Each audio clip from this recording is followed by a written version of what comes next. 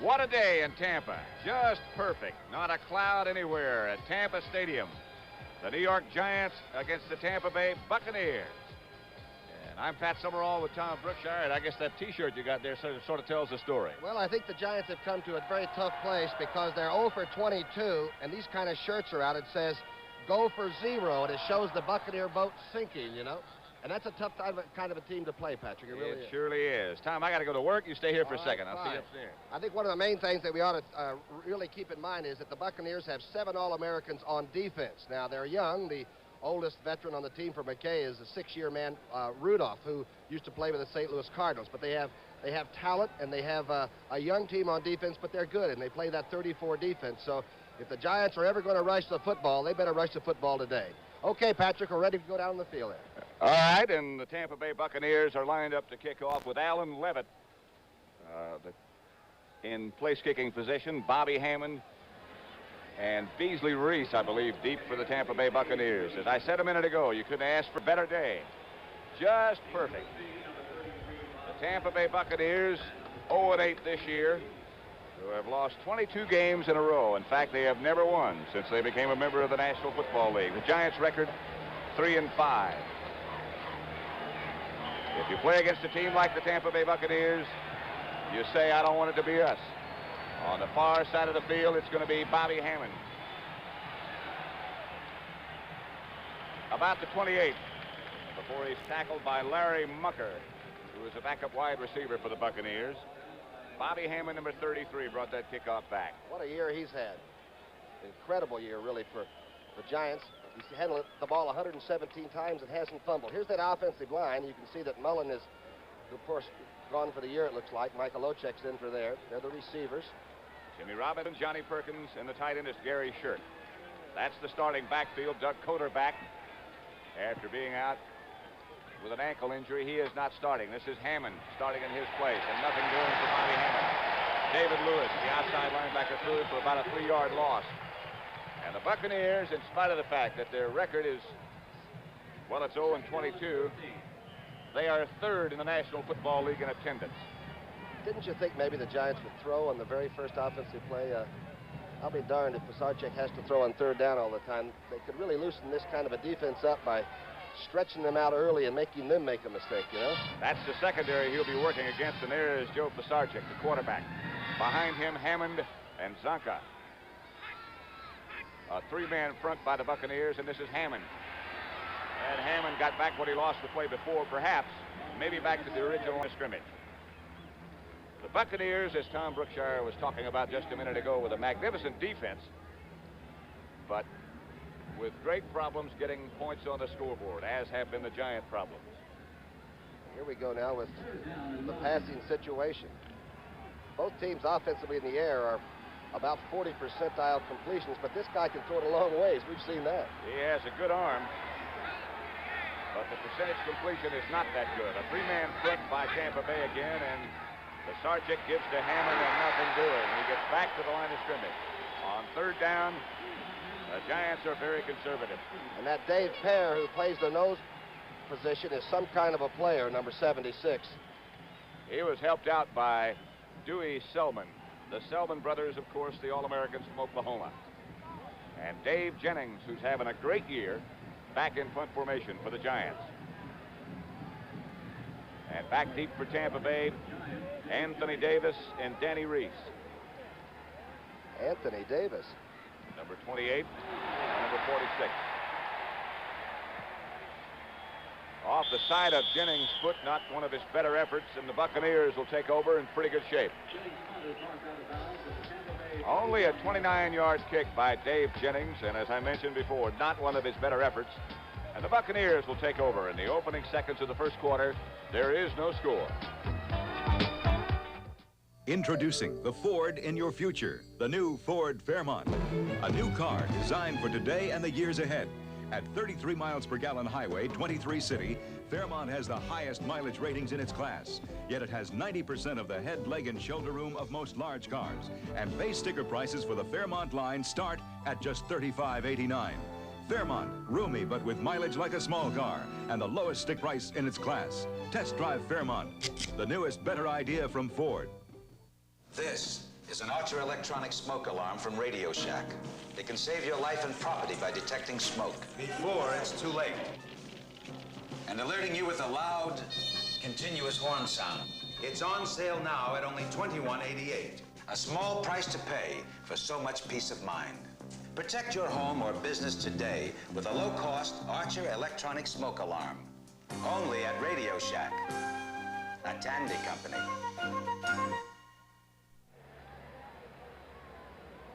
Tomorrow night at 10, Rafferty has more than his hands full with a young girl who is starving herself to death. My heavens. But I'll tell you one thing, I bet he can pull it off. He should be a trainer for some NFL teams. Rafferty will find a way. They could use him here. Watch him tomorrow night at 10 on CBS. And watch us right now, the Buccaneers with Jeff Blunt, the quarterback. It's back to Ricky Bell. And Ricky Bell perhaps got back to the line of scrimmage, maybe a yard, stopped by George Martin, number 75 for the Giants. And the last three teams the Giants have played have been under 100 yards rushing. That includes Dallas and Washington and St. Louis. And that's a pretty good portfolio. But Maybe a yard by Ricky Bell. Sorry, Tom. Tampa Bay has a little problem rushing the football. They're only averaging 88 yards a game on the ground, and there's their young quarterback, the fifth quarterback they started this year. Jeff Blunt, number 17. And that's Jimmy DeBose, who perhaps gets one more yard. Again, it's George Martin. And the rest of the Giant defensive line that converged to stop him. Watch John Mendenhall's activity on that last play. He's only 6'1", 255, and probably having the best year he's ever had in football. He makes quick moves and strong. That time he took the center and threw him on top of the pile. Center is Dan Reisig, and the guard that was trying to block was Dan Medlin. Reisig, of course, has a brother that plays for the Redskins. That's the offensive line you just saw a second ago. We'll get to the rest of them in a minute. Jeff Blunt is the quarterback. Gets away from a couple, and down he goes under the rush of Jack Gregory. Number 81 walks off with congratulations from teammates. Good blitz by Harry Carson that time, too. He occupied two of the blockers, and you're right, Gregory came in and did the job. So Bobby Hammond will go back in an effort to return this punt by Dave Green, number 4 for Tampa Bay. There's Hammond, number 33. You know, if the Giant offense played with as much abandon as the defense did, they'd darn near match it up, wouldn't it? Defense is pretty angry. They've got a good one. Those first 7 guys are just as good as anybody. Flags go down as somebody jumps. Dave Green, the punter, number 4 with his back to you, and back with Bobby Hammond now is Beasley Reese. Looks like Tampa has about 30 players out there, but I know there are only 11. Surely McKay wouldn't try that a punt. If you lost 22 in a row, you might try almost anything. Some great quotes. Encroachment, 54, defense, 4th down. Jerry Markbright is the referee that you just heard his voice a second ago as Beasley Reese comes up. Dan Lloyd was the violator, the encroacher, or encroachee. And a shank by Dave Green, too, and Beasley Reese lets it bounce, gets past him, and finally he fields it. He's all the way back to the 18-yard line. Beasley Reese. The Buccaneers got more than that punt deserved out of that one. Back to the 27-yard line, where it'll be 1st and 10. It turned out to be a 42-yard punt. No score as Paul Harris finally tackled Beasley Reese. And Tampa Bay, the Buccaneers, and the Giants. Nothing so far. Sears National Automotive Values. From the people who brought you Die-Hard batteries comes the Muzzler, the aluminized muffler from Sears. Only $19.99 installed. Sears announces a price rollback on the steel-belted Guardsman radio. Double steel tufts. And regular prices are reduced $36 to $68 a set at Sears. Well, the weather up here is tough on everything. You kind of feel good that you have a Die-Hard. You need a good battery in the city of Anchorage. In Anchorage, they buy more Die-Hards than any other battery. I think the Die-Hard was probably designed with Anchorage in mind. Yeah, we depend on the Die-Hard. Turns that motor over just fantastic. And so far, Sears Die-Hard battery has been a good battery for me. The Die-Hard, with extra power to start your car when most batteries won't. Turn the key over and it goes, you know that. Sold only at Sears. This telecast is presented by authority of the National Football League. It's intended for the private use of our audience. Any rebroadcast or other use of this telecast without the express written consent of the Tampa Bay Buccaneers and the National Football League is prohibited. Joe Pisarcik. Will he be allowed to throw on first down? He should be. Let's see if he does. The three-man front again by the Buccaneers. And the handoff is to Larry Zonka, who leans for a couple. I understand that we do have some picture problems, so we'll try to keep you up to date with what's happening as best we can. Larry Zonka, the last carrier, tackled by Leroy Selman. Zonka got a couple, and that's all. Line of scrimmage, is at the Giant 31, just outside the 30. Second possession. And now we understand the picture is back. And you didn't miss much while you were away. No. Even if you missed the first two series. Bobby Hammond stopped behind the line of scrimmage by Dave Pear. Got to tell you something about him, Patrick. Baltimore's one big mistake was giving Pear up and allowing Tampa to get a hold of him. A 252-pounder, 6'2", plays the nose on the 3-4 about as well as anybody. I mean that. And, boy, that was a good example of how the life of the offensive center in the National Football League has changed with the introduction of these three-man fronts. They used to be able to play forever and never get hit. And now they get hit every play. Dave Pear right in front of Carl Chandler, the Giant center. Pisarcik on one hop, intended for Jimmy Robinson. I think Selman came pretty close to sacking him and actually knocked Joe in the back and threw the... I'm going to call that a sack, the 36th sack that the Giants have had, because it was a big rush. Maybe that's one of those things that they put in the record books as a half a sack. Yeah. Half a sack's better than no sack at all. That's right. Back deep for the Buccaneers, Danny Reese and Isaac Higgins. And, of course, Dave Jennings will punt for the Giants. High and right again. That's Reese. Looking for the wall and looking for room. And he breaks a couple of tackles, get back almost to midfield before the Giants stop him. The Buccaneers will have the ball at about the 47-yard line, their own. Keep in mind that Tampa's only scored 4 touchdowns in this, coming into this 8th game after 8 games. That's an incredible scoring total, isn't it? The whole year, 4 touchdowns. 2 rushing, 1 passing, and 1, I believe, with an interception against Dallas, was it? That's right. The only pass, by the way, that Roger Staubach has had intercepted all year was by the Buccaneers. The flag was down on the last play, and that punt return. Personal foul, clipping on the run back, first down. That explains why they've only scored 4 touchdowns this year. You can't have a good run back like that and be marching it back to the 15 or 18 all the time. Well, they had the ball almost at midfield, and now it's 1st and 10 back at their own 22. Jeb Blunt, B-L-O-U-N-T, the quarterback, number 17. The Buccaneers have been a sinking ship so far. Nothing good has happened to them. Blunt looks to the outside, is sacked by Mendenhall. Nothing doing. Mendenhall and Archer, number 77, number 64, on top of Blunt before he could do anything. Archer on the sack. Watch Mendenhall now. He will just straighten up the blocker and then throw him as quickly as he can. In fact, the blocker let him go because it was a screen to the left side. The only problem was that the Giant defense had rolled up on it, and Blunt takes his 10th sack of the year. Blunt looked to his left, and as Tom Brookshire said, it was supposed to be a screen, and the blockers aren't supposed to hold that long. Blunt had nowhere to throw. There was no protection. And it's 2nd and 14 back at the 18. It's back Ricky Bell. Not much.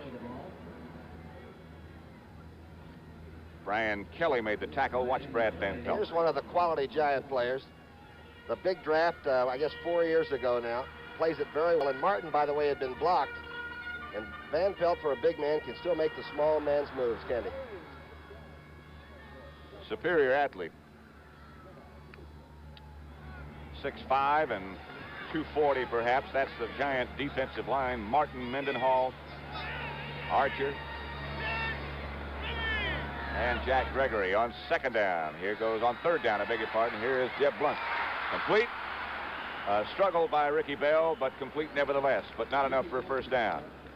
Brian Kelly looks like he might be shaken up just a little bit as Harry Carson made the tackle, but the Bucs will have to punt. Good tackle by Carson and a heck of a catch by Ricky Bell. Patrick, I watched Tampa beat Baltimore the last preseason game. They shut them out 14-0. And I really thought McKay's team might win 7 games. That shows you how things can go downhill with a young squad. That's the last game they won, and none in regular season. Bobby Hammond is back, and now Beasley Reese joins him. David Green back to punt. Snap goes over his head. Green goes back. No place to go, and Green goes down. The Giants will have it at about the 1. Gary Jeter. The snap went over the head of Dave Green. He got back to get the football, and the Giants will have it first and goal at the 1. I take it back. They may not win a game this year at all.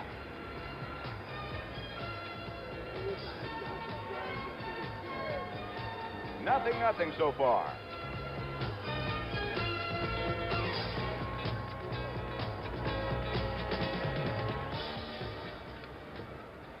Giants first and goal at the 1. 7 minutes, 29 seconds left to play in the first quarter. The snap went over the head of punter Dave Green. Larry Zonka and Bobby Hammond, the running backs behind Pisarcik. Zonka does not get back to the line of scrimmage. Dave Pear again. Zonka never had a chance. And look at that. They took him back out to the 10-yard line. I think Pear is signaling something. If you think you're going to get a cheap touchdown, you're not. This is a pretty big fullback, and he used to drag about 9 people in with him. Look at this. Pear came off and looked like he was on this side of the line of scrimmage. And now they rough the big fella up. Loss of a yard. The initial hit by Dave Pear, number 76. Hammond and Zonka still the running backs behind Pisarcik. At the 2-yard line now. And here's Hammond. He's touchdown. Bobby Hammond on a second effort gets into the end zone for the Giants. Touchdown for Hammond. He's a mean little motor scooter. Now watch how he keeps the legs driving. I like him because he just seems to always be under control. Look at him stay right behind the blocker there so he can make the move. That's the second effort that Patrick talked about. Doug Van Horn did a good job to keep his feet and stay out in front of Bobby Hammond. There's when he puts on the leg drive. He only weighs about 172 pounds. Danilo makes it 7-0. Giants over the Buccaneers. A snap from center over the head of the punter David Green gives the Giants a first and goal at the 1, and they capitalize in 2 plays. So it's the Giants 7, the Tampa Bay Buccaneers nothing. We're the Van Arsdales, Tom and Dick. We're identical twins, and we drink identical beers. Light beer from Miller. We love it. The best thing about light beer is it's less filling. Great taste. Less filling. It's got 1/3 less calories than the regular beer. Great taste, Tom. Less filling. And I'm not Tom. You are. I'm Dick. You think you are, but you never were. Light beer from Miller. Everything you always wanted in a beer, and less. 5 on the 50-yard line! Hey, Charlie, it was cold last night. You put in the Prestone in the freeze? Prestone. Who needs Prestone? Prestone? You need Prestone. If your antifreeze is worn out or you don't have enough, you could be in trouble. So put in a fresh fill of Prestone, too, to prevent corrosion and freeze-ups. Prestone. We need Prestone. Prestone. You need Prestone. The whole weekend. Yeah, we'll go away. Rhoda and Mike plan a weekend, but Ma kicks up a storm. You've got to be there. Rhoda, tonight at 8, 7 Central and Mountain. Joe Danilo to kick off for the Giants. Anthony Davis and Isaac Higgins back deep for the Buccaneers. That's Higgins. He's got some room. And Danilo made the tackle. And down goes the flag. We're going to have a face mask violation against Danilo. Phil Higgins now has had what they call turf toe, but he's got great speed. He's been averaging about 23 yards a return, and he almost broke that one. Danilo makes a heck of a play. Here it is. Watch Higgins go up the middle, gets a good wedge, breaks out. You'll see Danilo now come across the top of your screen, and he will go for the helmet. Right now, he wants to get any of this young guy can. Well, he's got a lot of him. Got a lot of the helmet. And in spite of the fact that they're going to lose 15 yards because of that, it's still a good play by Danilo. Foul, grabbing the face mask, defense, first down.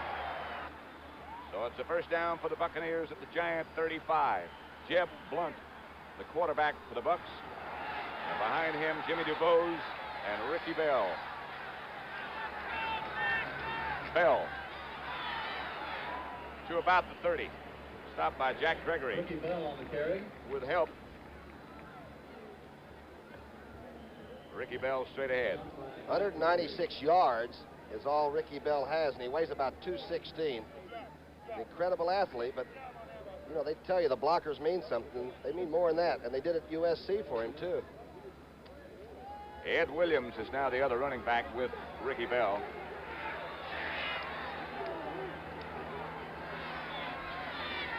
This is Bell again, looking for some room, and he finds it.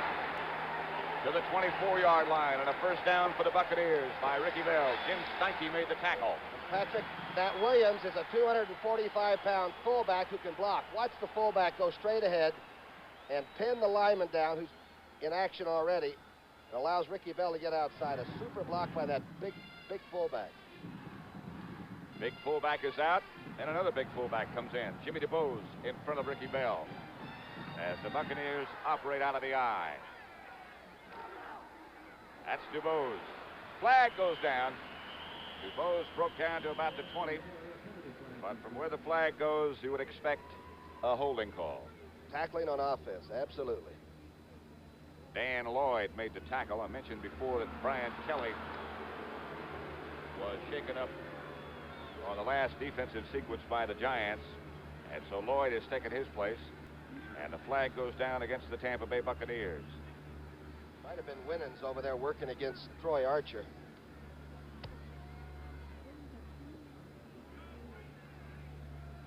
See if we can pick it up. Let's take a look at this. It's the inside drive play. 62, offense, first down. You're right, it was Winans. And he did tackle Archer from behind. Good tackle. So the ball goes back. It's first down still, and 20 to go. The ball back at the Giant 34. Giants lead 7-0. Jeb Blunt is the quarterback, and they want a different football. John Mendenhall over on the Giant sideline, working on something. John Johnson, the trainer, checking on him. Back was bothering Patrick. Here's Blunt with time this time. Caught. Out of bounds at the 5 by number 85, Morris Owens. And the Buccaneers overcome that penalty and come right back. Ray Rhodes on the coverage. It's a post corner move now. Watch young Blunt. Let's see how he sets up. A pretty good rush on him. Owens, by the way, came in with 21 catches, so his 22nd one is large indeed. He had to wait for it, didn't he? Interesting that Blunt, Jeb Blunt, the Buccaneer quarterback, and Ray Rhodes played together at Tulsa. And he said before the game he couldn't wait to go to work on Ray Rhodes. And there he went. First and goal at the 5, and Ricky Bell gets to the 4, and no more. Harry Carson, the middle linebacker, led the Giant defensive charge. Bell got a yard. Ed Williams shuffling him now, and DuBose comes out. That's the way John McKay gets the messages to young quarterback Jeb Blunt, whose father, by the way, was an All-American end at the University of Texas. Pepe. Young Blunt hasn't thrown a touchdown pass yet, so if he should get one, it would be the first one. Ricky Bell again, and Ricky Bell struggles to get back to the line of scrimmage and gets maybe to the 3.5. Dan Lloyd made the tackle. He got some help from Troy Archer. George Martin made a good play as well.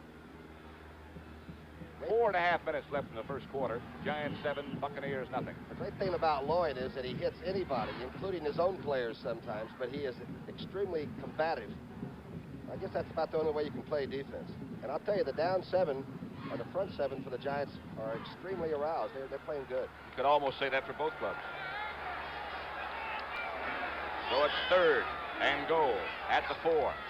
Blunt on the draw play to Bell. Does not get it. And now if you're John McKay, do you call in Alan Levitt and go for the field goal right now? Jeff Blunt says, I'd like to try for the touchdown.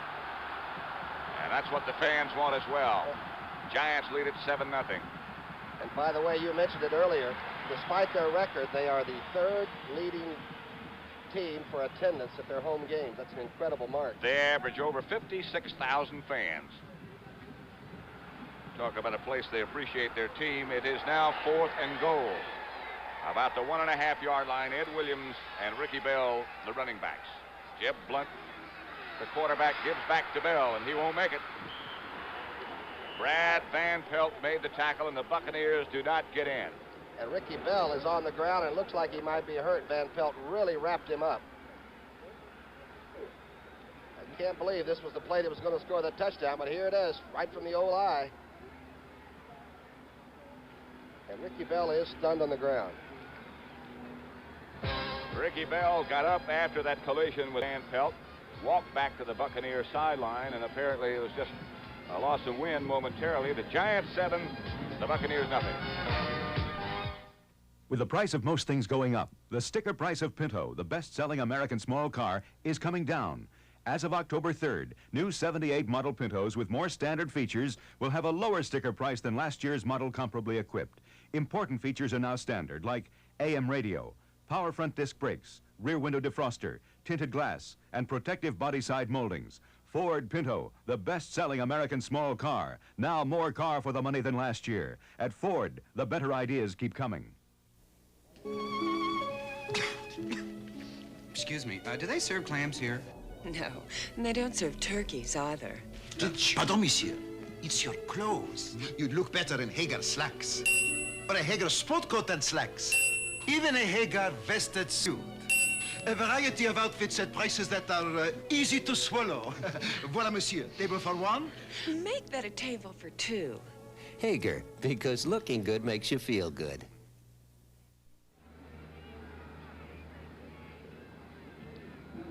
Next Friday, 11:30 p.m. Eastern Time, a CBS Sports Special. Leon Spinks, the Olympian, against Alfio Rigetti. Yeah, Righetti's unbeaten in 27, but he hasn't fought one of the Spinks family yet.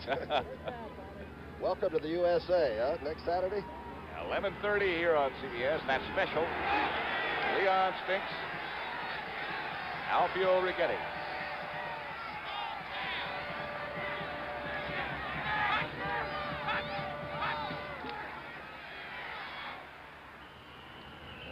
Out past the 5 to about the 6. That's 11:30 next Friday. I think I said Saturday. Yeah, that's boxing special is Friday night. Right. By the way, that wind is gusting, and it's blowing right into Pisarcik's face, so maybe he won't throw an 80-yarder, but we've seen him cork it up in the end zone and flat cool it out, I'll tell you. He'll throw. 3-yard pickup, make it 2nd and 7. Zonka and Hammond, the running back, behind Joe Pisarcik.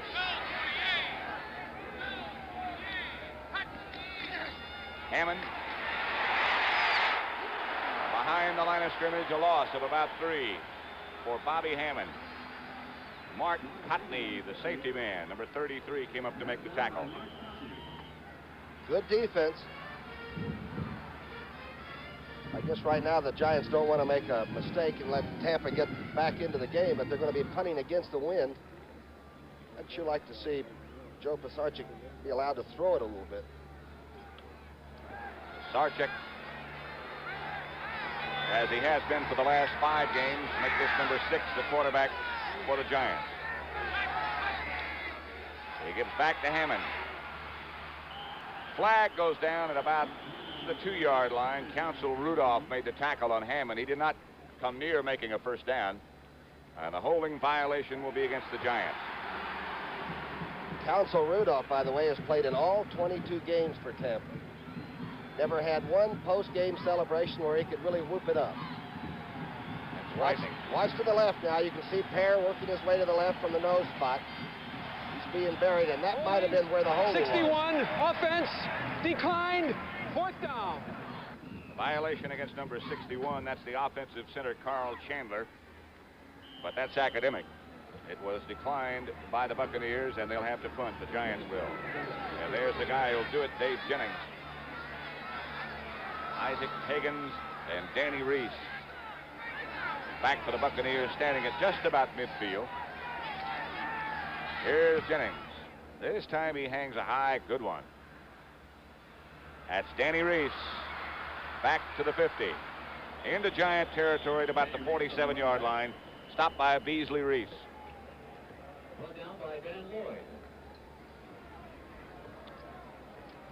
So they'll change with a minute and 27 seconds left to play in the first quarter. CBS Sports Spectacular next Saturday at 4:30 p.m. Eastern Time, a WBA light heavyweight boxing championship. Eddie Gregory says he's the best thing to come out of Brooklyn since the old Dodgers. But I'll tell you, he's fighting a tough guy. Victor Galindez. That's on the Sports Spectacular. Right here, it's Buccaneers. On first down, it's DuBose. Stopped by Brad Van Pelt, but he got about 5. He's a local boy. He's a local boy down here, isn't he, Patrick? Played at the University of Florida. Averaging 4.3 a carry, too. More of the CBS Sports Spectacular, the Turf Classic, and the World's Strongest Men. That's all next Saturday at 4:30 p.m. Eastern Time. They're going to lift a car next week. Steal a car or lift a car? Whatever. They're that strong they can steal a car. You ought to get Bob Lilly in that contest. Blunt gives to Bell, and Bell. Beg your pardon, that's not Ricky Bell. That's Anthony Davis. And Anthony Davis, first down Buccaneers. Maybe Bell was hurt. McKay now trying to use different kinds of backs. And, of course, this is not Ricky Bell. This is Davis, who's weighing about 189 pounds now. Very quick. And a lot stronger than a lot of people thought he was when he was rolling up all that yardage at SC. You talk about legend and history. Just think about the USC tailbacks. Simpson, Bell, Davis, Gifford, Jeb Blunt. Caught right down the middle by tight end Dana Knopziger. Knopziger gets another Buccaneer first down. Stopped by Larry Mallory. The great play was by a young Blunt, the quarterback. Watch the big rush now. You're going to see the pressure being put on. He stands his ground, takes the shot, and hits the tight end with a good pass.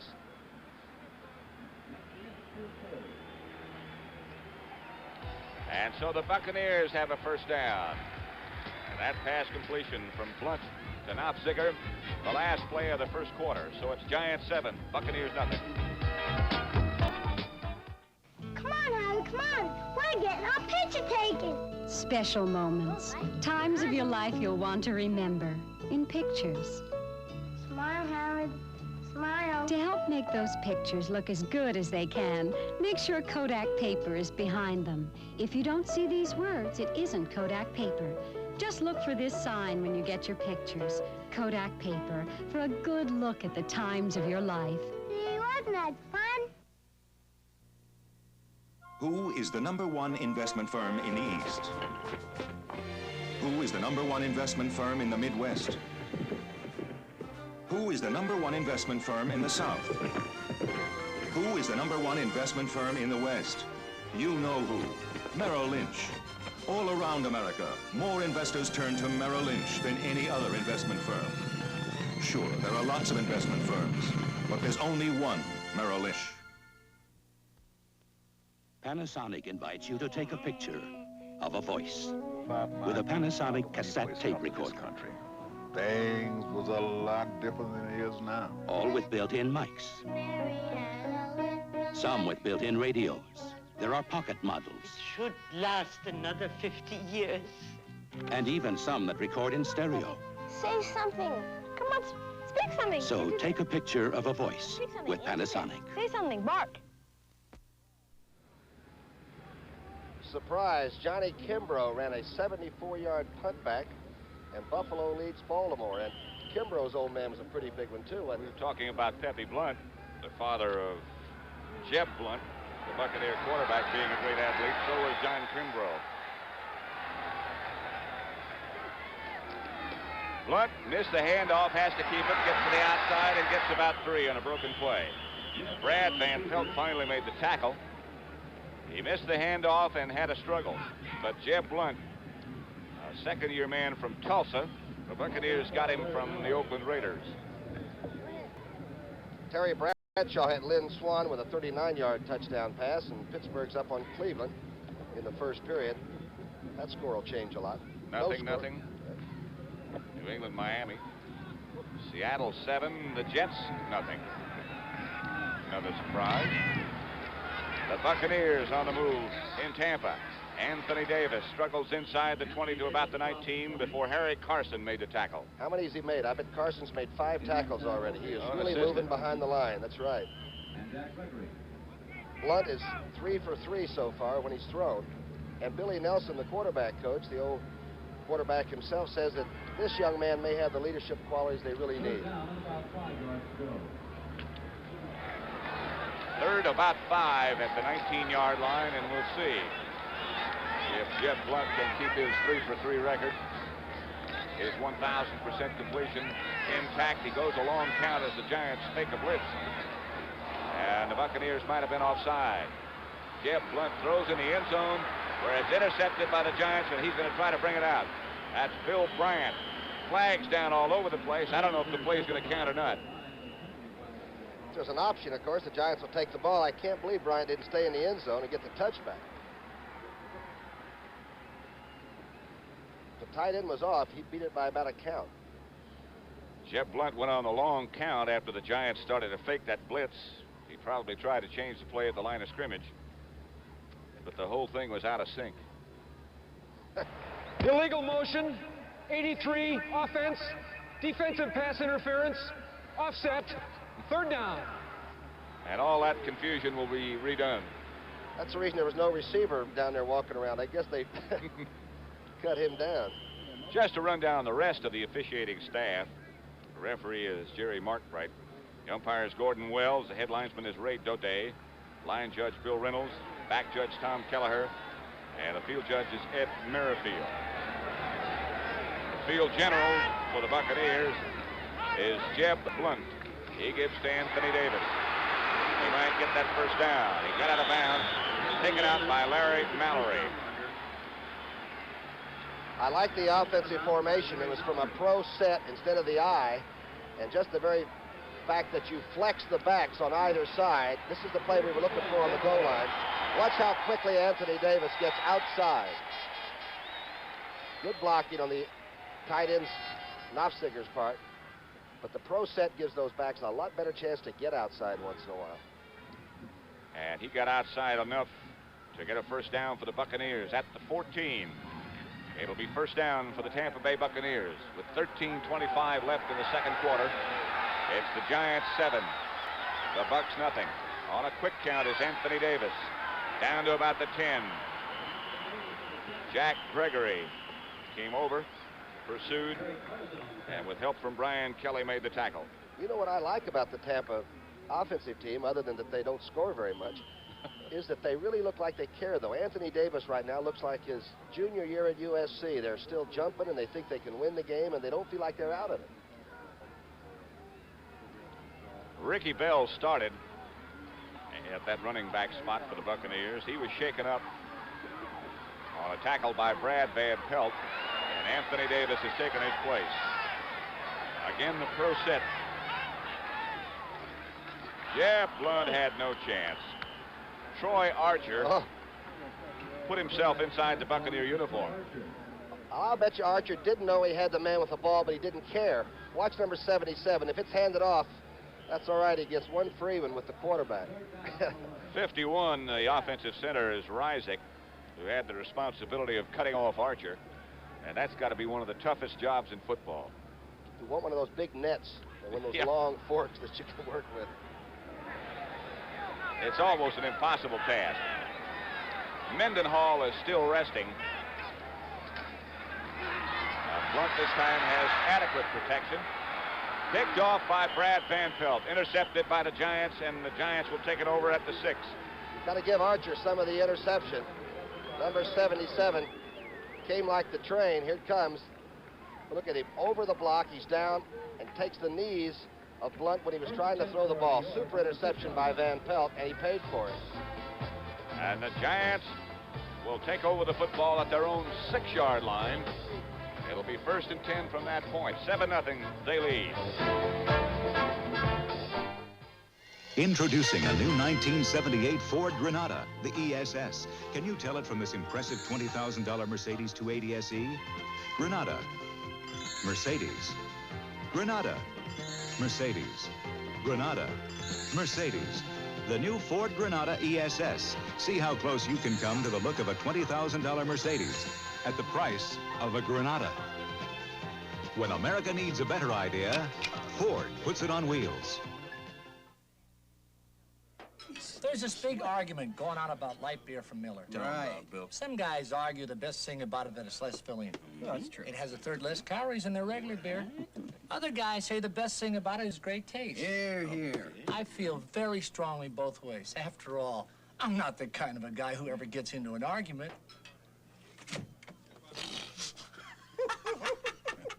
Light beer from Miller. Everything you always wanted in a beer, and less. In the bright sunshine in Tampa, Pat Summerall with Tom Brookshire. There's John Mendenhall sitting on the bench back there, along with Gary Jeter. After the interception by Brad Van Pelt, the Giants have it 1st and 10 at their own 6-yard line. They lead 7-0. Joe Pisarcik gets to Zonka. And Zonka leads out to about the 10-yard line. A show of strength right there. That looked like the second effort we haven't seen from Zonk in a couple of years. David Lewis, the outside linebacker, made the tackle, number 57. Hicks, watch Zonka. Boy, Hicks does a good job of sealing off the nose man. Now watch Zonka's effort here now. That's the one that used to retire linebackers. That's the one that put Miami in the Super Bowl, too.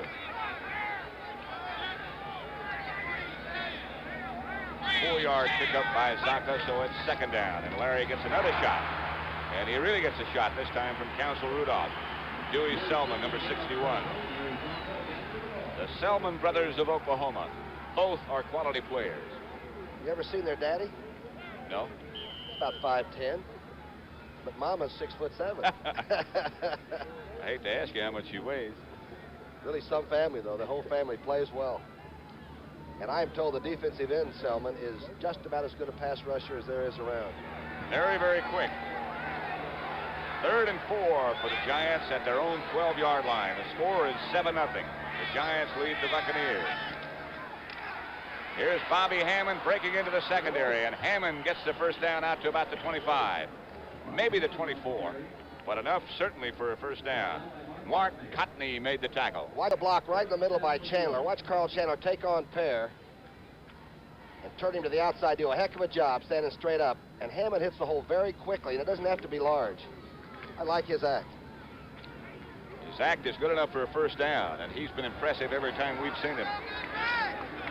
He wants to play. At the 23, 1st and 10 for the Giants. And again, it's Hammond. And this time, nothing doing. Richard Wood, the ex-Jet linebacker, made that tackle. The thing about Hammond is he's touched the ball 120 times in different ways for the Giants and has fumbled only 1 time this year. It's a good defensive club on the field, I'll tell you. Even with John Mendenhall strolling the sideline and not playing for the Giants, that too is a good defensive outfit. Now it's 2nd and 9 at the 23. Joe Pisarcik has Zonka and Hammond behind him. Fake to Hammond. Johnny Perkins, the wide receiver, came close to getting 1st down yardage. On that quick screen, again, it was Mark Cotney who made the tackle. Perkins has caught 10 balls in the last 3 games. He's another one that's young enough that if you can put him in there, let him get his feet wet and learn the quarterback that's throwing to him. That's been a problem with the Giants with the new quarterbacks and all. Perkins was close enough to measure for 1st down. Perkins, a 2nd-round draft choice from Abilene Christian. That much short. I like Pisarcik, though. He's always out checking to see if the 1st down is made, and he runs up and grabs the guy that catches the ball. Tuesday night at 10, Lou Grant decides to investigate the competence of an eccentric judge. and gets a surprise or two himself. And, of course, our friend Ed Asner. One of the great football fans of all time, too. He played this game. What a terrific guy. Yep. Joe Pisarcik checking on things. 3rd and 1 for the Giants. Line of scrimmage about the 33-yard line in their own territory. They lead 7-0. Touchdown by Hammond.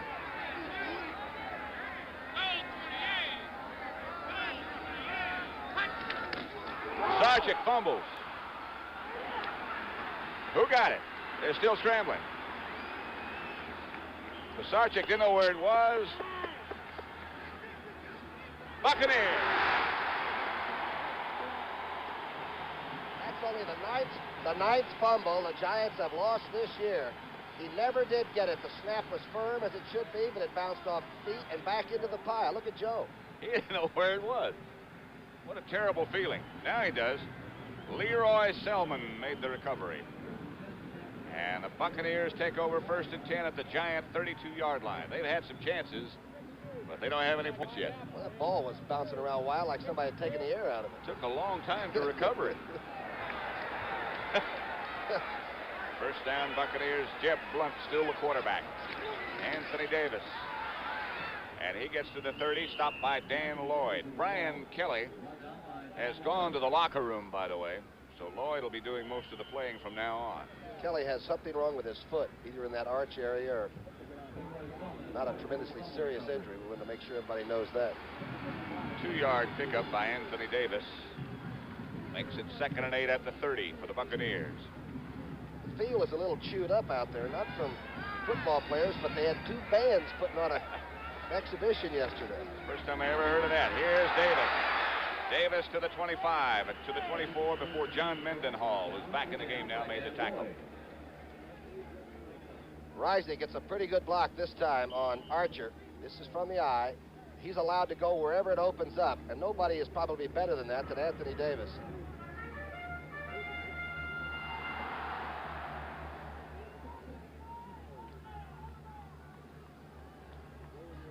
Make it 3rd down and 2 yards to go now. The ball at the Giant 24. They shift on defense. The Buccaneers line up tight on offense. Ed Williams stopped by Dan Lloyd, but Ed Williams got the first down for the Buccaneers. Fullback veer to the outside. He's 245 pounds. We told you about that. Again, it's from the pro set. They seem to run a lot better from the professional set than they do from the college style. He's a load. Bigger than most of the tacklers is Ed Williams, who used to be with Cincinnati.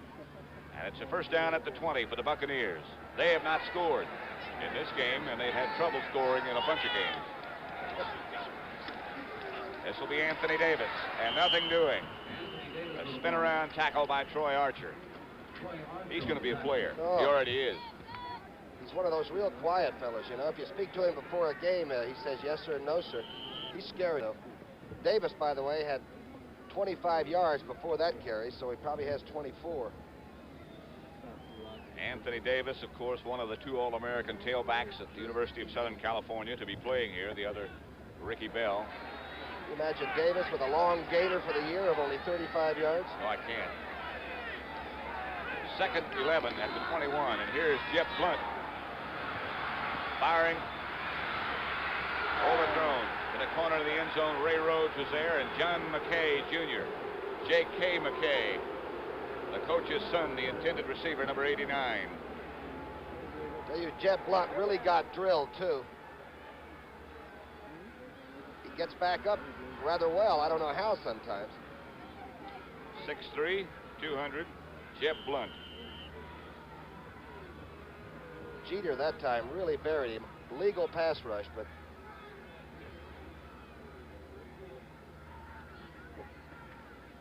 so on 3rd down and 11 yards to go, Jeb Blunt, the 2nd-year pro from Tulsa, brings him out. Anthony Davis, running back number 28, with Ed Williams back there. Blunt fires, caught. The pass is complete at about the 11-yard line to Isaac Higgins. Let's see what happened to Jeb Blunt. We've been talking about his durability. Watch the way he stands in there. He has trouble setting up. He's still a big gangly kid. Now he gets it. He throws the ball back this way, which comes away from Rhodes, the cornerback. Now you can't see him. You think he knew that was complete or not? On 4th down and about 1.5 yards, they're going to go for it again at the 11-yard line. Double tight end set up now. They don't get it. Ray Rhodes came up to make the tackle, and the Giants will take it over. The Buccaneers twice have tried for it on 4th down, and twice they have failed. They've been in scoring territory many times, 4 in fact, and do not have points to show. Want to trade places? We have 5 minutes and 49 seconds left before the half. It is 7-0. The Giants over the Tampa Bay Buccaneers. It's our house. Except for the insurance and closing. Oh, well, what insurance company? Ah, they're all the same. Allstate's different. Different? How? We give a 10% discount for newer homes. Oh? It's a 10% discount. Now 10% off our rate. On basic homeowners insurance for houses 5 years old or less. Allstate's different, all right. Good hand. Oh, boy. When it takes being different to be better, Allstate will do it. That's a promise from us. The good hands people. Announcing a unique new motor oil from Exxon Research that can actually save money. New Golden Natural Uniflow. Uniflow was tested in cars like yours. After break-in, it delivered an overall average of 16 extra miles per tank full. Savings like that could cut your gasoline bill the equivalent of about 3 cents a gallon. New Uniflow motor oil is Exxon's best engine protection ever. It conserves gasoline, saves money. Sorry to bust up the game, fellas, but I'm Barbara Rhodes, and I thought you might like my address and my number. Busting Lows, Wednesday at 8:30, 7:30 Central and Mountain. 5 minutes, 49 seconds left before the half. It's the Giants 7, the Tampa Bay Buccaneers nothing. 1st and 10, Giants at their own 12. Pat Levitt only has 4 field goals in 6 attempts, and you pretty much stated that they just don't like to kick field goals down here. They've been in a position where they could have tried a couple. And they have elected to go for 1st down twice on 4th and short yardage, and neither time did they succeed. Giant Bobby Hammond, the carrier, gets back to the line of scrimmage, stopped by David Lewis. Fell down over Zonka, I think. Dave Lewis, a heck of a linebacker, though. We said earlier they've got 7 All-American collegiate types playing that young defense, and they've got some quality. The Eagles 7, the Washington Redskins nothing. And that's not unexpected. Eagles have been playing pretty good football. I had a feeling they might give George Allen all he could handle today. Redskins, of course, I would imagine, in a frustrated attitude after that loss to Baltimore in the mud on Monday night. Here's Joe Pisarcik on 2nd down, giving again to Hammond. This time Hammond had some room, but it closed in a hurry. Richard Wood again. The Giants have 2 first downs. Tampa Bay has 7. And yet the Giants lead 7-zip. In the event you might have joined us late, punter Dave Green saw a snap from center go over his head, retreated, picked up the ball at the 1 where he was tackled, and the Giants got in plays later. A 1-yard burst by Bobby Hammond, and that's how they scored. On 3rd and 6, Joe Pisarcik finds himself in a throwing situation, but runs a draw play to Hammond instead, and he doesn't get the 1st down. Leroy Selman made the tackle. The Buccaneer defense is good. Boy, they'll squeeze you. And they have a pretty good interception ratio. They don't play bad pass defense.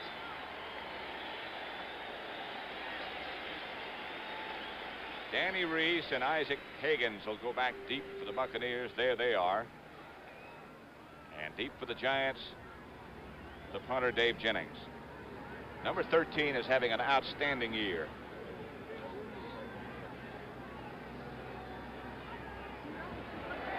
Good snap.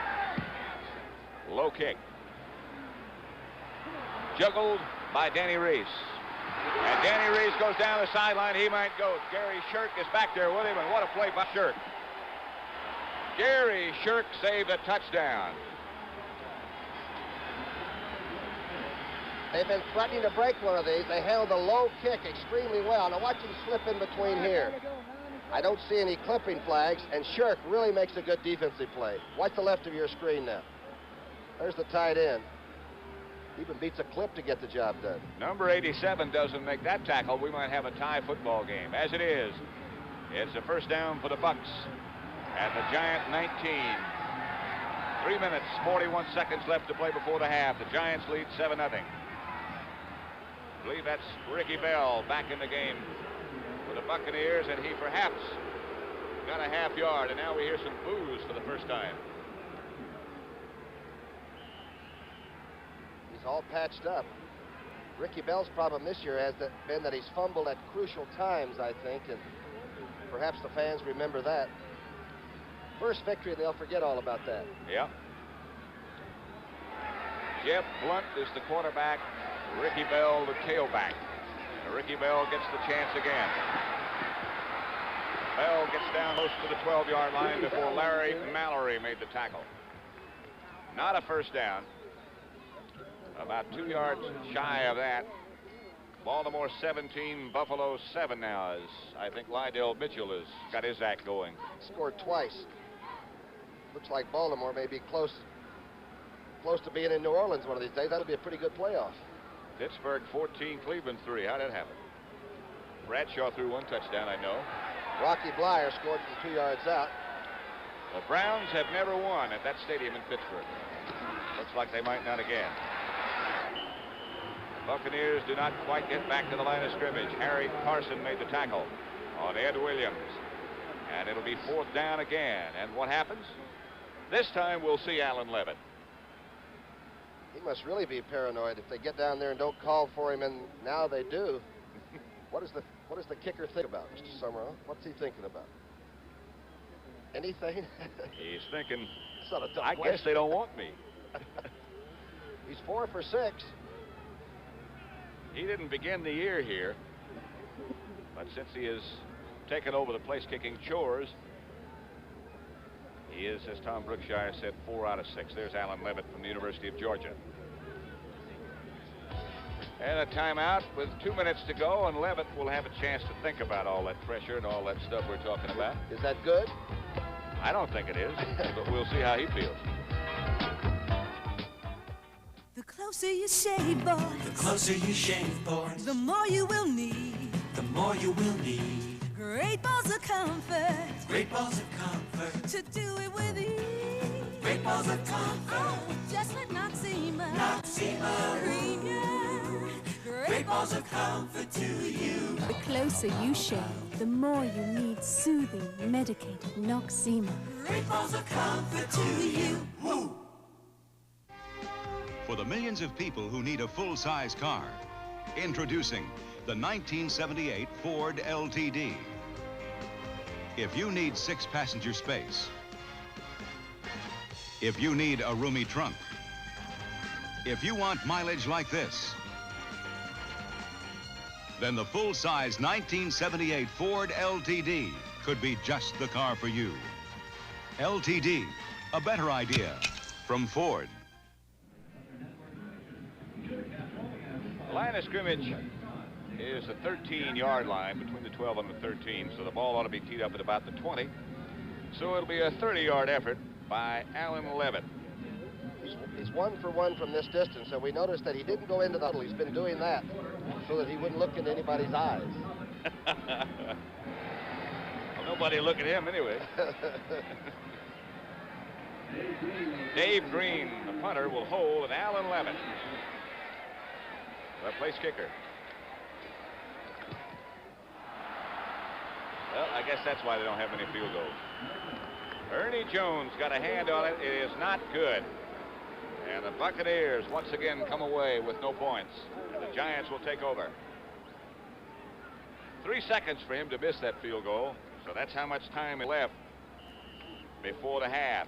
The Giants 7. The Tampa Bay Buccaneers nothing. The Giants will take over at their own 20. 7-0 they lead. Come on, old trademark. Time for your walk. Where will you take me? Sure wish you could talk. I know what you'd tell me. How your family began with the same Levi's blue jeans worn by this man.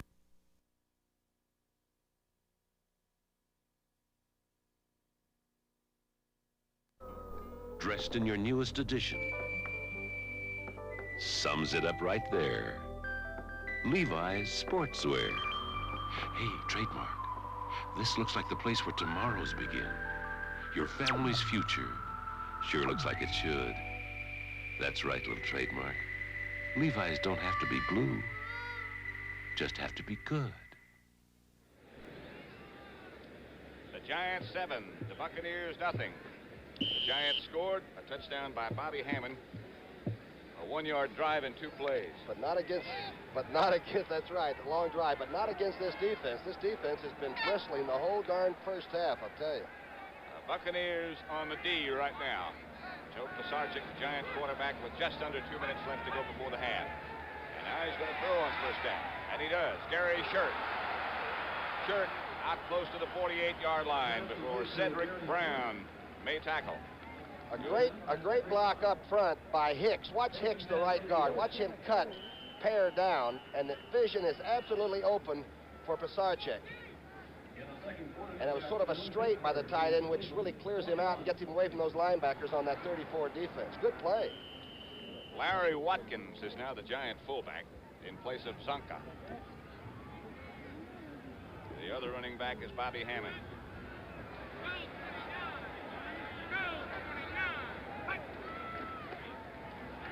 Big draw. Robinson at the 35 from Pisarcik. Jimmy Robinson doesn't have much ability, but sure can play. You get all that he's got. That's his 17th catch of the year. And the one thing about Pisarcik's style that the classic people wouldn't like is that he sort of winds up and takes a long time to release it, but he throws a good football. He sort of sidearms it like, a little bit like Y.A. Tittle. Maybe not quite in that class yet. There's the throw out of bounds on purpose. Heck of a catch over there. You think that was on purpose? Don't you? We used to have coaches say, boy, we could have used that one. Could have used that guy that made the catch over there, too. Coming up at the half, highlights of all the other games and scores from around the league with Brent Musburger and Irv Cross. No Phyllis today. She's on assignment. Right. So are Brent and Irv. They'll tell you what's happening. Pisarcik with good protection fires for Robinson and throws behind him. Jarris White, the guy who's closest to Jimmy Robinson. Pisarcik with 2 straight completions, one to Robinson and one to Shirk, has got the Giants in Buccaneer territory at the 34-yard line. 3rd and 10 right now. And that's when he overthrows it a little bit. Like he really put too much on that one. If the receiver had been able to catch it, Robinson would have gone into the nickel seats. But I'll tell you, he wears well, and he'll take a beating and come out the next week and still throw it. Big, strong guy is Joe Pisarcik, the quarterback. Watkins and Hammond behind him. Gary Shirk, the tight end, to the right. Outside to Shirk. And out of bounds is Shirk. They are close enough now for Danilo. 42 seconds left before the half. The Giants already lead 7-0. This is their best offensive effort by far this last few plays. I'll tell you, Gravel is really playing at left tackle because Selman has not made a move on Pisarcik's pocket from that side. A timeout called for by the Giants with 42 seconds left while they think about what they might do. It's 4th down, 1 yard to go with the ball at the 34-yard line of the Buccaneers. From indications so far, it doesn't appear that they're going to try for a field goal, although Dave Jennings looks on, and Danilo probably loosens his leg, too. CBS Sports Spectacular next Saturday at 4:30 p.m. Eastern Time. The WBA light heavyweight boxing champion. You know about those guys. Yeah, Victor Galindez, he just really frightens you. At the weigh-in, you want to quit, you know?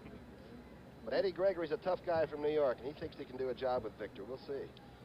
Gregory's record is 22-2-1. Galindez is 46-5-4. And the Turf Classic will be on the Sports Spectacular as well, and also the World's Strongest Men. Danilo has made his appearance now as the Giants have elected to go for a field goal, perhaps. I wonder. Larry Mallory is the holder. Canelo is 1 for 4 from this distance. It's not his best distance, obviously. 51-yarder he made last week. So he's got the range. And the shot by Joe Danilo is good. Giants lead it now 10-0 over the Tampa Bay Buccaneers with 38 seconds left before halftime. 10-0 Giants. Field goal by Danilo. Giants 10, Tampa Bay Buccaneers nothing. It's not that the Bucs have not had the chances, because they have. They've been in scoring range many times. 38 seconds left. Tom Brookshire told you before that in spite of the fact that the Buccaneers have a miserable record, they are third in the NFL in attendance. Rafferty tomorrow night at 10 o'clock. It's a tough assignment he's got this time, I'll tell you. A girl, a young girl, starving herself to death. A cop walking around with a bullet in his back, and a medical colleague who might be psychotic. How bad can it get? I'm glad Rafferty's got that problem, not you and me. Maybe we could join him. The kickoff by Danilo. Isaac Higgins takes it on the far sideline and sort of sifts back to the middle and then gets out of bounds to stop the clock with 33 seconds to go. The Giants 10, the Buccaneers nothing. Remember Minnesota's first game ever in professional football when the Vikings opened up? I remember reading about it. Tarkinen had 4 touchdown passes, but there were a lot of old men on that squad. They won. McElhinney. Yeah, they beat the Bears their first game. McElhinney, Bill Brown. Remember Van Brockman used to say they had beer tumors. I said, what's that? He said, that means they drink too much beer all summer and then we'll roll into camp.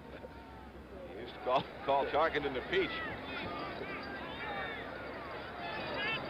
First and 10. Jeff Blunt drops and throws and caught, then hit. The tight end, Knopziger, made the catch and paid for it. And Jeff Blunt calls a timeout, and we'll come over and talk to John McKay. You've got a lot of speed. I'm talking about John McKay has a lot of speed, and I'm surprised by now with the problems he's had that John hasn't gone with a trips formation or even a shotgun or a spread or something and used some of it. There's Blunt talking to Billy Nelson. Bill said, I don't care how you do it, just put something on the board. I think a lot of people have the idea that this losing streak by the Buccaneers is the longest in the history of the National Football League. That's not true. They got a ways to go yet. The record is 29 in a row, lost by the Chicago Cardinals in the years stretched between 1942 and 1945. 29, huh? They got a ways to go yet. In the I formation, the Tampa Bay Buccaneers with 18 seconds left to go before the half. Second down and 5, the ball at their own 27-yard line. Jeff Blunt, the quarterback. Giants lead 10-0. The draw play. And that's Anthony Davis. Enough for a first down, but a flag is down on the far side of the field. Stopped by Harry Carson. They held Troy Archer that time to get the draw off. You know, I recall one time I was on one of those losing teams, and we decided not to shave till we won a game. Should have seen what we looked like. 7 weeks went by, boy, and I tell you, you weren't welcome at home or any other place. I've been in those situations, too, with the Cardinals. Recall one year being 1-10-1, one year being 2-10. It's not much fun. CBS Sports is going to present the Celebrity Challenge of the Sexes. Speaking of shaving. Sunday, November the 20th. The illegal formation, number 70 offense, 6 men on the line of scrimmage. Might see some illegal formations in that. 6 men on the line of scrimmage, that's a first.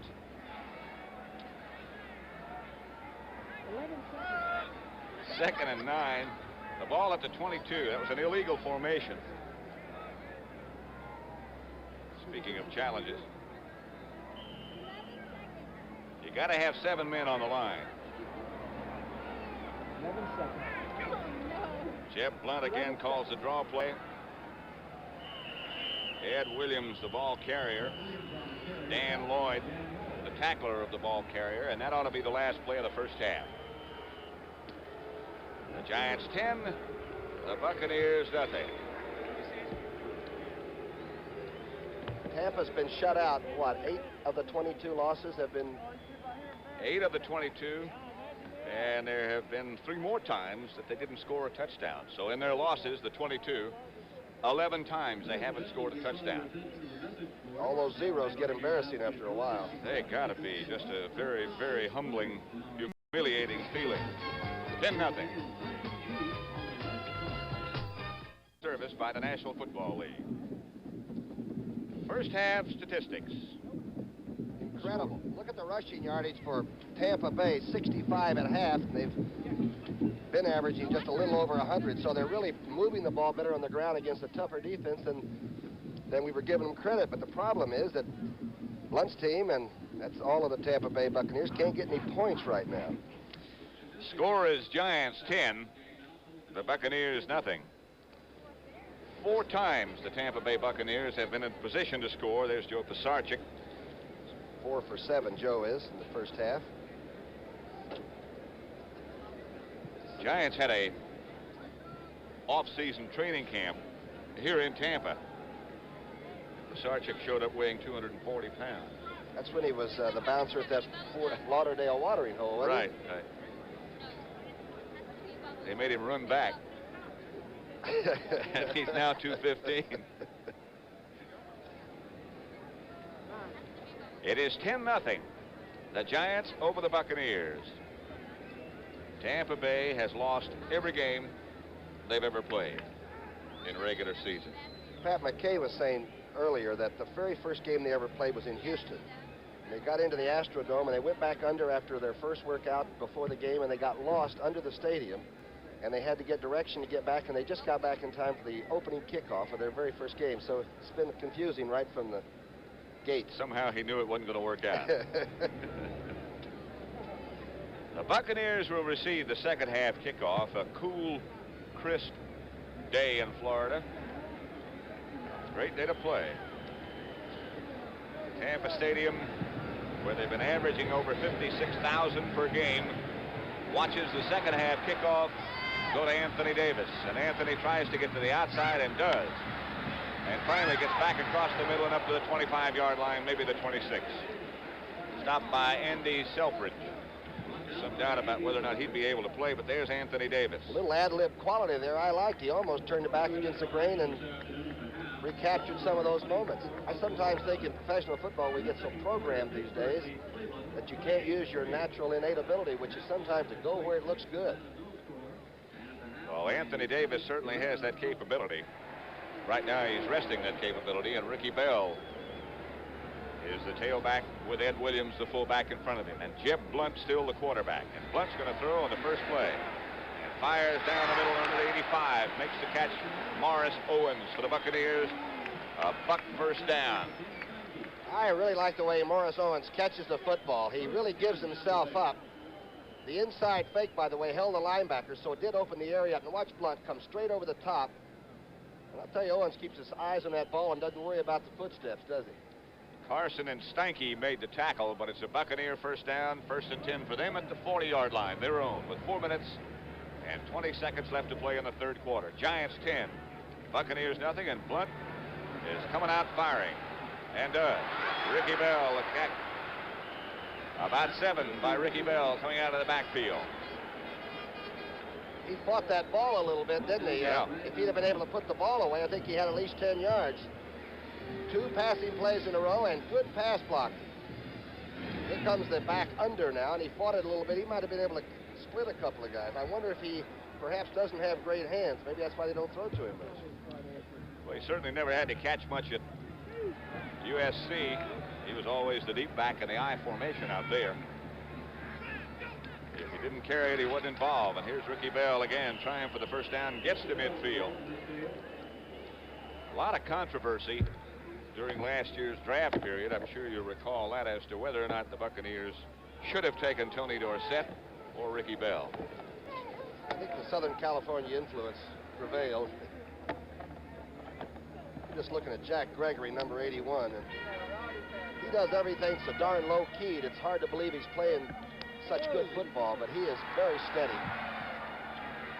Just that much short of a first down for Jeb Blunt. And the Buck says he looks over the sideline. The CBS Sports Special next Friday night now at 11:30 p.m. Eastern Time. Leon Spinks, Alfio Rigetti. Rigetti unbeaten in 27, and Leon Spinks would just about climb in a ring with anybody in the world, and that includes him. Alfio Rigetti will find out. On third and very short, Jeb Blunt hurls himself into Giant territory, and it's a Buccaneer first down. He's a skinny-looking thing, but he does carry almost 200 pounds.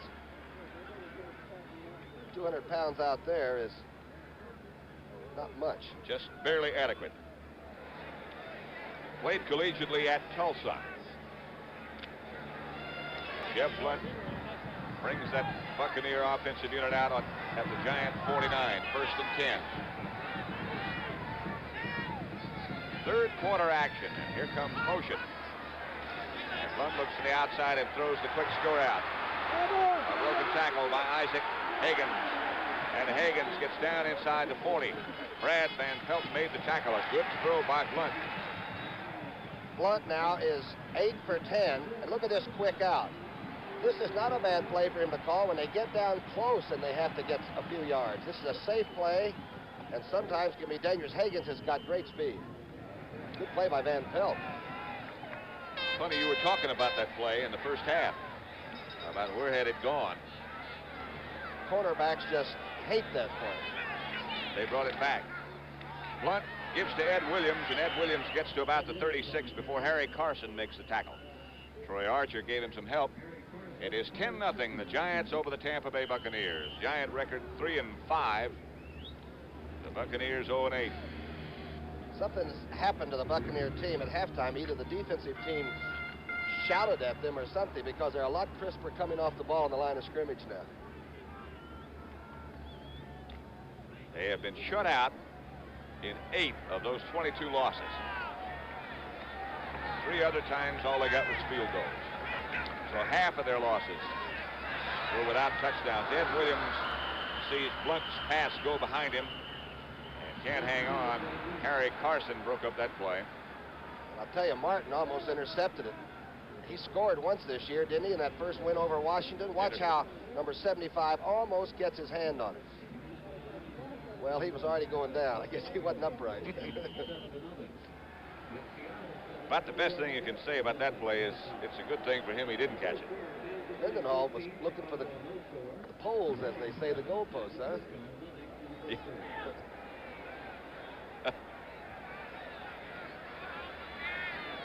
So it's third down and 8. The ball for the Buccaneers at the Giant 36. Here comes a fake blitz. Not a fake, it is.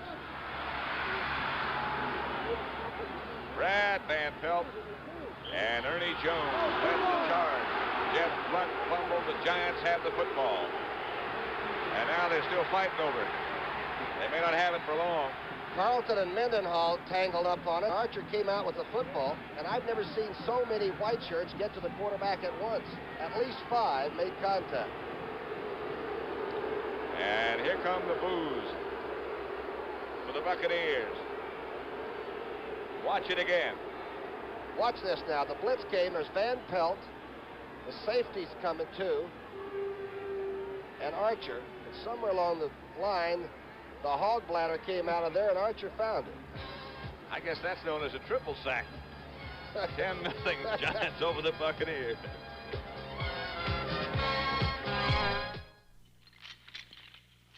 Are you still chained to? Gotcha. The rechargeable Norelco rotary razor lets you walk away, free from nicks and cuts. Its 36 surgical steel rotary razor blades are safely protected inside 3 floating heads to give you a comfortable shave that's razor close, razor smooth, for up to 3 weeks on a single charge. The rechargeable Norelco rotary razor. It lets you walk away from gotcha. Introducing the Ford in your future, the new Ford Fairmont. A new car designed for today and the years ahead. Fairmont's mileage ratings are the same as a little VW Rabbit when both are equipped with automatic transmission. And this Fairmont, as shown, is actually sticker priced less than this Rabbit. Yet Fairmont has 90% of the head, leg, and shoulder room of most large cars. Fairmont, roomy but with mileage like a small car, and the lowest sticker price in its class. Test drive Fairmont, the newest, better idea from Ford. Joe Pisarcik, 4 out of 7 for 64 yards. Pat Summerall here with Tom Brookshire at Tampa Bay. The Buccaneers against the Giants. Will he throw? That's what we want to know. On first down? On first down. I hope he does. Zonka and Hammond, the running backs behind Pisarcik. Crowd is booing the last call by the officials. They didn't think it was a fumble by Jeb Blunt. But you couldn't see there were so many Giants who buried him. No question about the fact that his arm was not even moving. The Buccaneer defensive unit, which has played certainly more than adequately, facing the Giants offense. A three-man front with Dave Pear right in front of Carl Chandler. And a fake. Pisarcik does throw to Gary Shirk, who spins around and breaks a couple of tackles, stopped finally by Jarris White at the Buccaneer 34. Well, that first down pass will help them the whole second half. Plus the booing will help. There's nothing like being on the road and knowing you're really totally disliked. Let's see what happens. Selman making a move. Good block by little Hammond, huh? Cut him down. First down, Giants. Line of scrimmage, the Buccaneers 34. The Giants lead 10-0 already. Bobby Hammond around the corner. Hammond down inside the 30 to the 27. Council Rudolph made the tackle.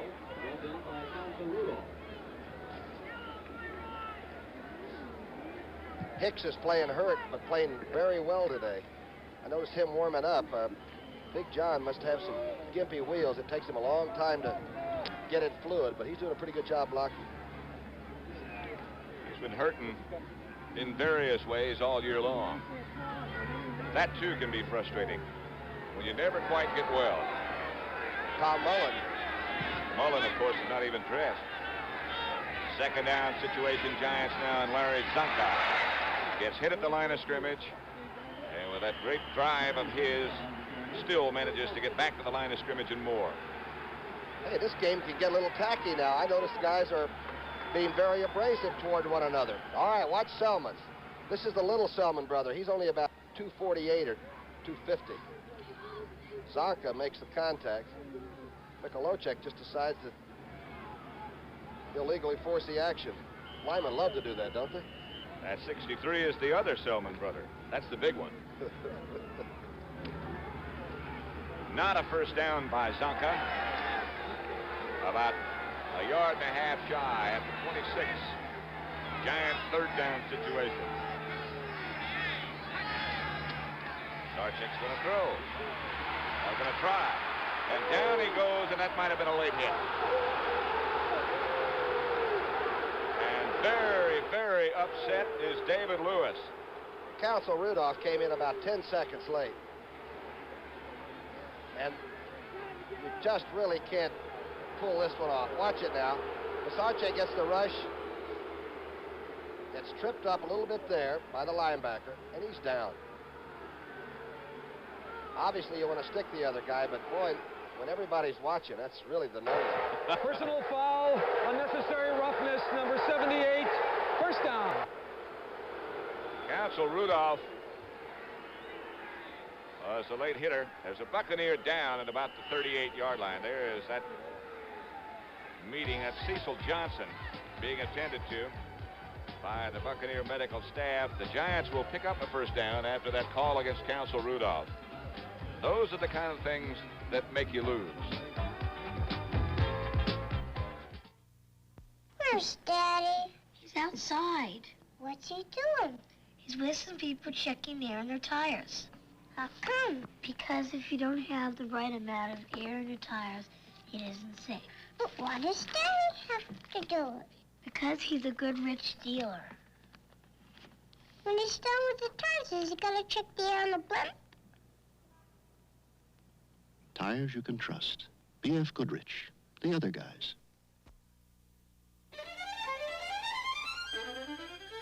Touch, the first computer TV.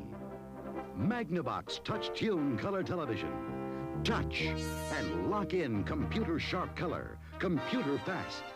Touch, no need to fine tune ever. Touch, at the set, or by remote control, computer controlled color. Star System Touch Tune Color Television from Magnavox. Touch one today. The Three Musketeers. Freewheeling fun with fiction's rowdiest heroes. A world television premiere on the CBS Friday Night Movies at 9, 8 Central and Mountain. At the 18, Giant first down. They lead 10-0 with 9 minutes, 48 seconds left to play in the third quarter against the Tampa Bay Buccaneers. And again, the Blues. That may be for the Tampa team. Sarchik has Zonka and Hammond. Zonka got inside the 10 to about the 8, but he didn't have the ball.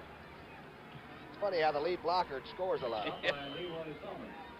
Leroy Selman made the tackle. Patrick, I really like this little guy, 33. Hammond. Yes, sir.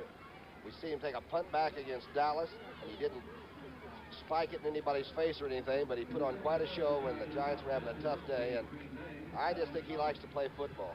5'10", 170 from Morgan State. And he keeps coming back. He had a couple of tryouts before, one with New Orleans and another one with the Giants. But he keeps coming. Sarchik throws, intended for Gary Shirk. Here's about the 5 and covered by Dewey Selman. And Sarchik led him just a little too much. Wisely, perhaps. Good coverage by Selman, too. Sarchik's mad at something. He gets involved in the game. Up and down the field. Yeah, he does. And up and down when he gets sacked, too. But he comes back all the time, doesn't he? Ed Marshall almost got in, and now he does. And Robinson goes out. Marshall split wide to the right. Perkins wide left. At the 15, Joe Pisarcik, the quarterback, on 3rd and 8. Drops. Intended for Emery Moorhead. Ball's a little bit low. Richard Wood on the coverage, and we'll see Joe Danilo. And Cedric Brown, the first-year man from Kent State, I think is one of the good safeties playing in this game. Watch this play as they go for the ball. Ball wasn't thrown that badly. No. Good defense. In fact, that's a good place to throw that pass. Low and away from the defender like he did. Danilo with Mallory holding at the 22, so it'll be a 32-yard effort. He has one already today. And Joe Danilo is not good with this one. Wide to the left, and it remains. Giants 10, the Buccaneers nothing. And we have 8 minutes and 59 seconds left in the third quarter.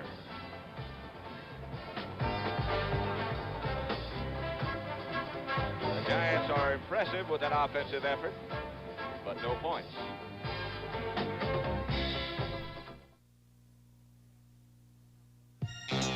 There's 85 feet between you and the ground, and there's enough juice at your fingertips to light up the county. But now comes Miller time. Time to head for the best-tasting beer you can find. America's quality beer, Miller High Life. When it's time to relax, Miller stands clear. Beer after beer.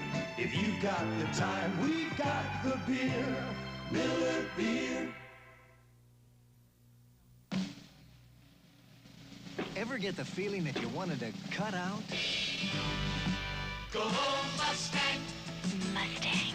Let a Mustang take you away. This is a great time to go Mustang because this year Mustang 2 is base sticker price less than last year. Mustang. The 78 Ford Mustang 2 Ghia. What are you waiting for? Go Mustang. So cut out.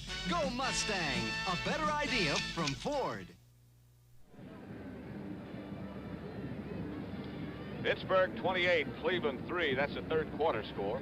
Franco Harris just covered 16 yards, and you're right. Pittsburgh's never going to lose to Cleveland there, huh? Never have. Detroit 6, Atlanta nothing. Eagles and the Redskins tied at 7 apiece. That's Joe Theismann hit Grant with a touchdown pass. Baltimore now 24, Buffalo 10. Burt Jones got his group back on the track. And Tampa Bay handled them that night I was telling you about, and I mean physically, they mauled the Colts. It's hard to believe. 10-0 Giants lead now as Jeff Blunt pitches back to Ricky Bell. Bell stopped by Mallory, number 34, and number 53, Harry Carson. Carlson did a good job blocking at the point of attack, the big right tackle, but it just seemed like the play was so long developing that the Giants just strung it out and ends up with 2.5 yards. Talking about the Steelers and the way they're handling Cleveland, we're going to be at Three Rivers Stadium next week in a game that you'll see, a doubleheader game, in fact, on CBS, when the Dallas Cowboys visit there. Physical game. Jeb Blunt with protection good, throws complete.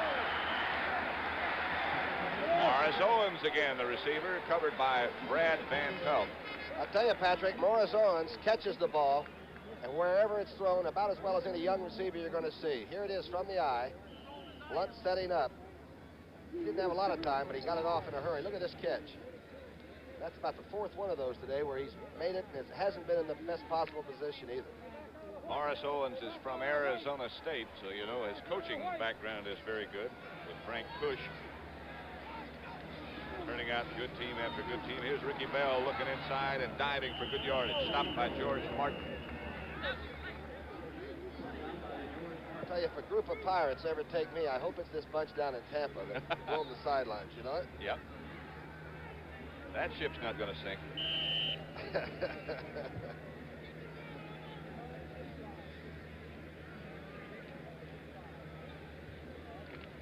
Blunt is now 9 for 12. Pretty good percentage, right? For 106 yards. 2nd and 5 situation. Look at him right now. That's Ed Williams by Dan Lloyd. Williams did well to pick up 1. Walter Payton went over 1,000 yards. He's got 1,005 yards now. Chicago's losing to Kansas City, by the way, but Payton is some kind of a running back, isn't he? What an athlete. Ed Podolak just scored Kansas City. They lead the Chicago Bears 14-0. Speaking of good backs and good athletes, how about Ed Podolak? Forever.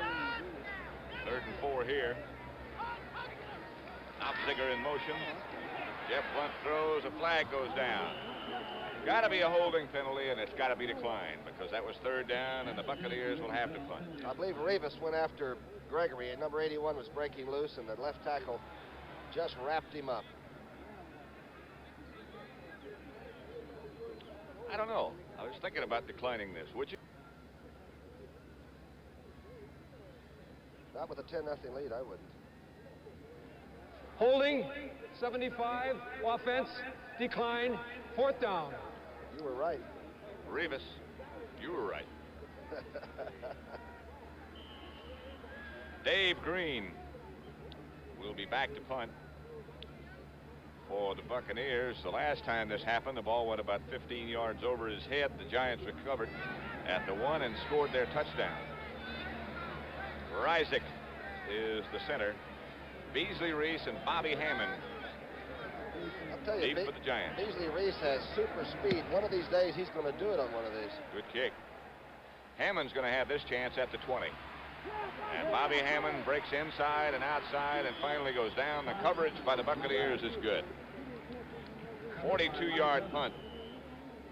47-yard punt, beg your pardon, by Green. 6 minutes, 14 seconds left to play at Tampa Stadium. It is the Giants 10, the Buccaneers nothing. This is an Archer electronic smoke alarm from Radio Shack. It can save your life and property by detecting smoke before it's too late.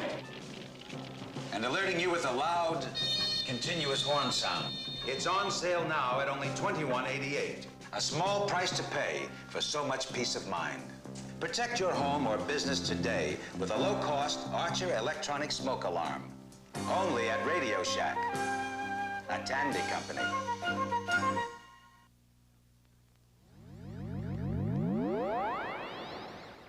well-tan look. The rocket reactor. Cut! Cut! Okay, Claire, how did a New York Life t-shirt get into this scene? I just signed up with them to reach my goal of financial security. Security in show business? Through life insurance. They're the winners, darling. For your basic financial security, sign up with the winning team, New York Life. Space Lady, have your agent give me a call.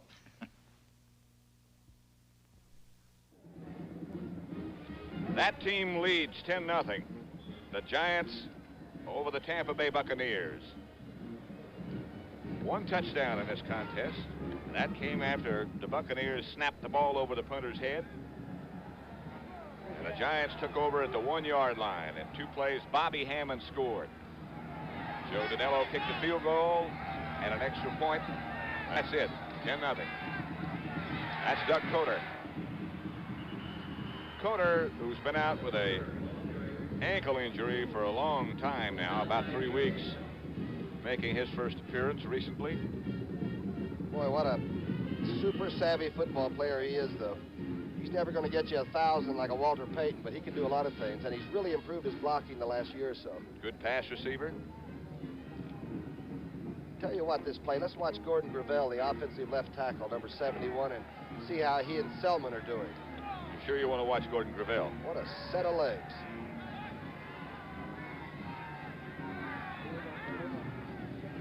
Pitch out to Coder. A flag goes down as Coder gets 2 or 3.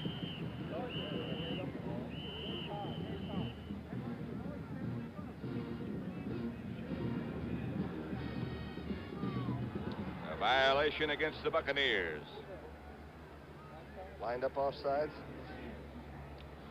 Encroached without doing it.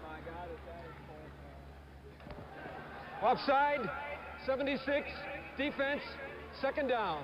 7-6 is Dave Pear. He's the guy right in front of the center.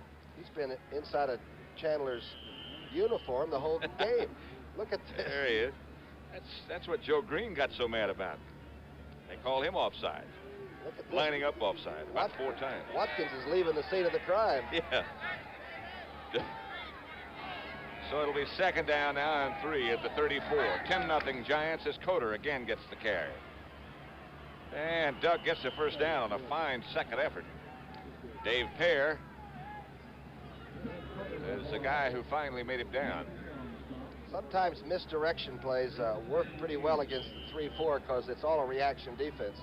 You start one way and hit back away from it.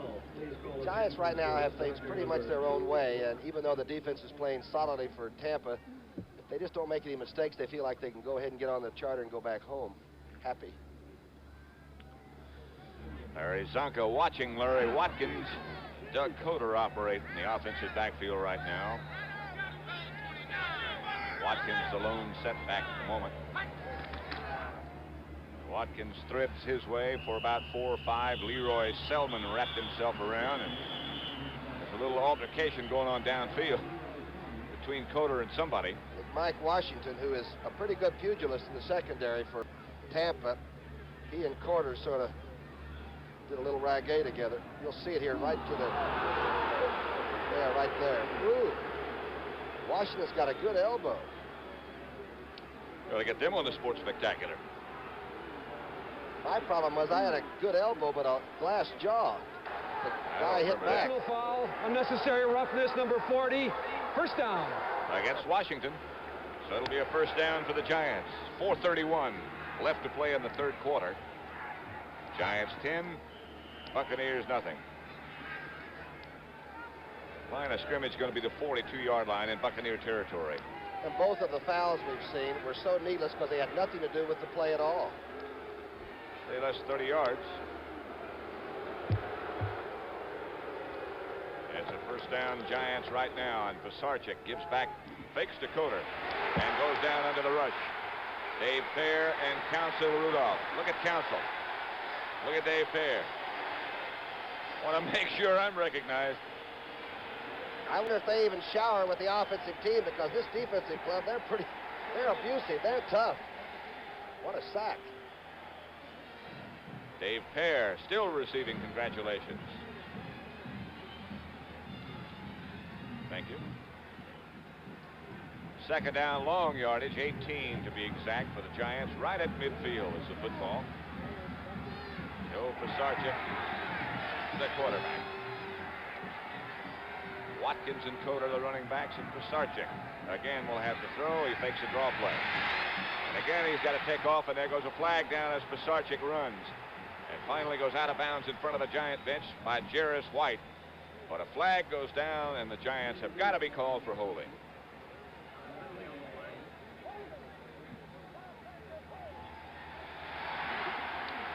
There's a roar. You Yeah. notice how everybody wore orange today here at the stadium? It looks like a Slurpee convention or something. Orange power, they call it. Orange power. There hasn't been much offensive power by the Orange, but a lot of defense. See if you can pick it up. Again, we're not trying to pick on anybody. It's just that it was called, and it's part of the game. Let's see if we can find any holding. Holding, 71, offense, second down. You can see Gravel going behind with Selman. Pretty close call. I've seen him hold worse than that. And get away with it. Yeah, I think every play on that line of scrimmage, boy, that's tough duty to be blocking those big dudes. Second down now and 28. The Giants back at their own 40. Now, are you conservative? Nope.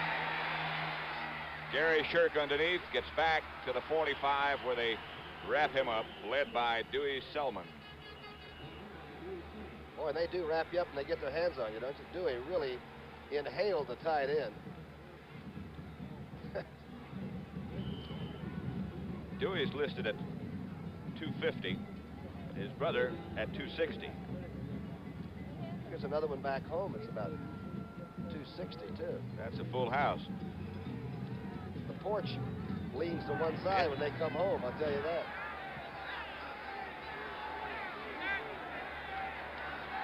It'll be third down now for the Tampa Bay Buccaneers, and for the Giants, rather. Buccaneers on defense. Pisarcik throws, picked off. Intercepted by number 57, David Lewis. The Buccaneers will have the ball at the Giant 41-yard line. Larry Watkins made the tackle.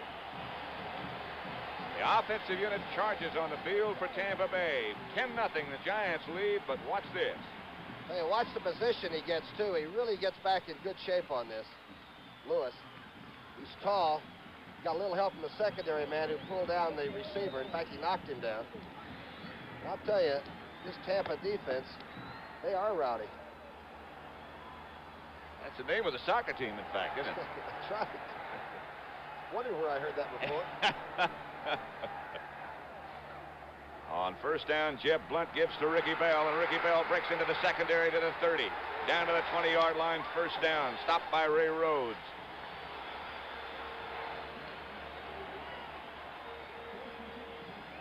Okay, you're right behind the collegiate formation. Hay makes a missed tackle by Carson, I believe. I'll tell you, he is some kind of a slippery little running back. Ricky Bell.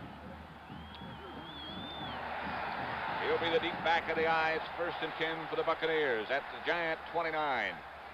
Bell and Williams, the running backs, and this is Bell again. Maybe two, no more. George Martin. The crowd went quiet.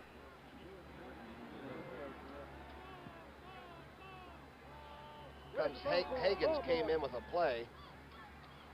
And if he stays in there, it would give him real good speed at the flanks right now. A pro set offensive formation and get on the scoreboard. They're going to have to throw it to get there.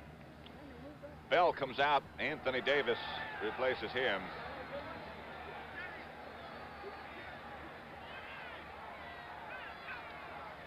Blunt.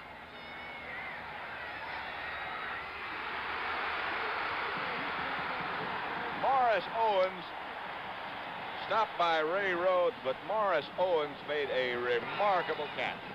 I think the ball went through Rhodes' hands, and I don't know how Morris Owens kept his eye on it, but we've talked about it all day. Watch this. I'm telling you, this young man is flat going to be one of the good receivers in football. And he's getting up. He's thinking about more. Pretty alert play by Rhodes to get up and stop a touchdown. First and 10, Buccaneers at the 12. A minute 12 left in the third quarter. Jeff Blunt gives to Anthony Davis, and he might have gotten a yard. Certainly no more than that before John Mendenhall made the tackle. Owens' fourth catch is the one we just saw. He has 79 yards. And we've seen some pretty good secondary people not work that well against the Giants, like the Redskin receivers. It'll be second down now. A yard pickup on the last play. 2nd and 9. The line of scrimmage is the 11-yard line. The Buccaneers again deep in Giant territory.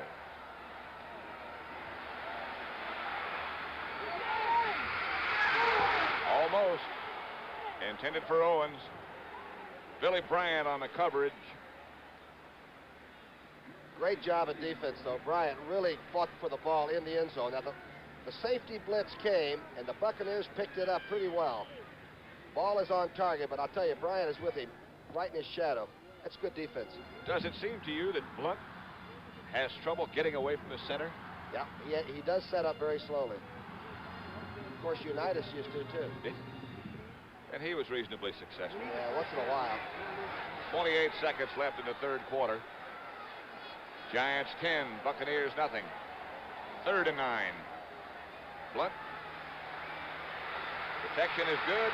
Flag is down. Mendenhall sacks him. John Mendenhall receiving the congratulations now from Jack Gregory.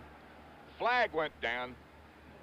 Now, the quarterback, Blunt, could have thrown this football somewhere. He had ample time to misdirect it, if nothing else. The holding might have been on Archer, who is not in your picture. Mendenhall covers the whole picture.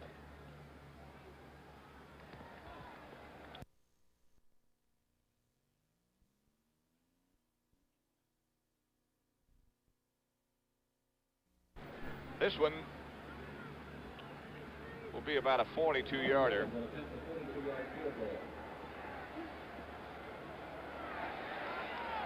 Dave Green, the punter, will hold. 22 seconds left to play in the third quarter. 10-0 Giants and Alan Levitt.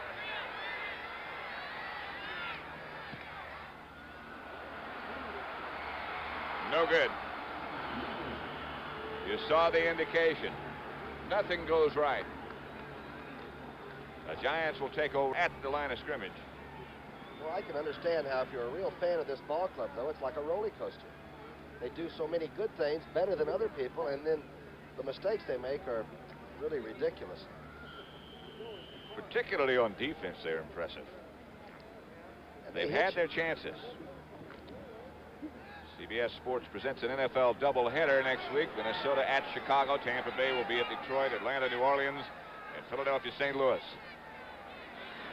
Right now, the Giants have Robinson coming back in motion and Prasarchik giving to Coder. And Doug gets line of scrimmage no more. Counsel Rudolph and Dave Pear. Well, I'll tell you, this pair playing the nose. You want to see how to play it, young people, watch this. He doesn't worry about that man in motion with the other way. He's trying to seek it out.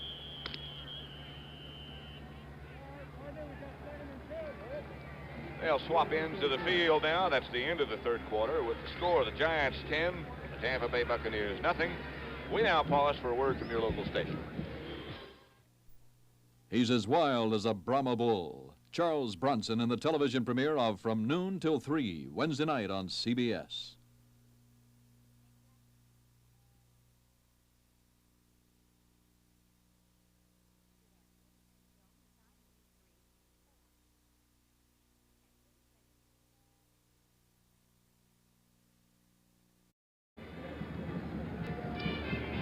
Some people don't care if they're 0-30. But it's really nice down here. It's a beautiful day for football, I'll tell you that. It really is. Incredible.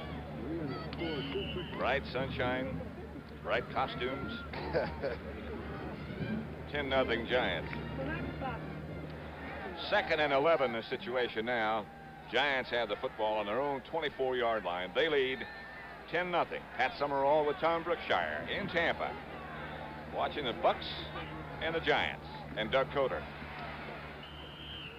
Outside the 25, stopped by David Lewis. 3 or 4.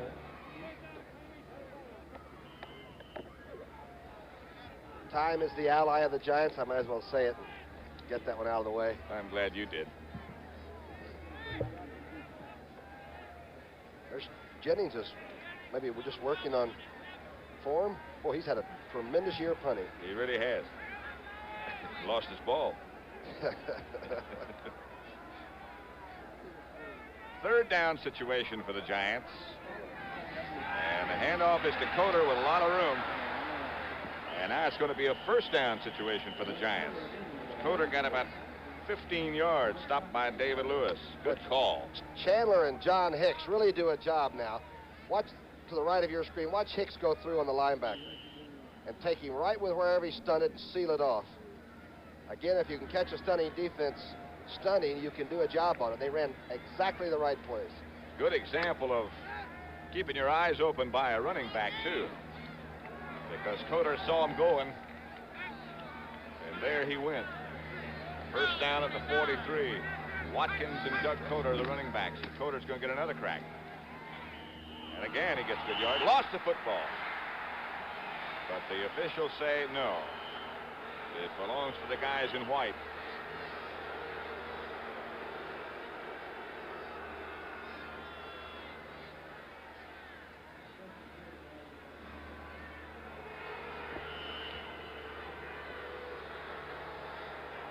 $13 minutes and about 20 seconds left to play in the game. 5-yard pickup by Coder. The line of scrimmage will be at the 48. That defensive unit you're looking at now has been on the field a long time. Boy, they haven't stopped hitting a lick, I'll tell you. They just keep banging you. Dave Kerr right in front of Carl Chandler, and Larry Watkins swinging back to the outside. Got a first down. Cedric Brown made the tackle. And I mean a solid tackle. Once Larry hit the termination of the play, it was stopped. This guy's been a great slasher, though, a great trap runner as long as he's been in this league. And this time he decides to go where they ain't. And in this league, he's been 9 years. And that, for a running back, is above average. I'd say it is. Clock still running as the Giants behind Joe Pisarcik come up with their offensive unit.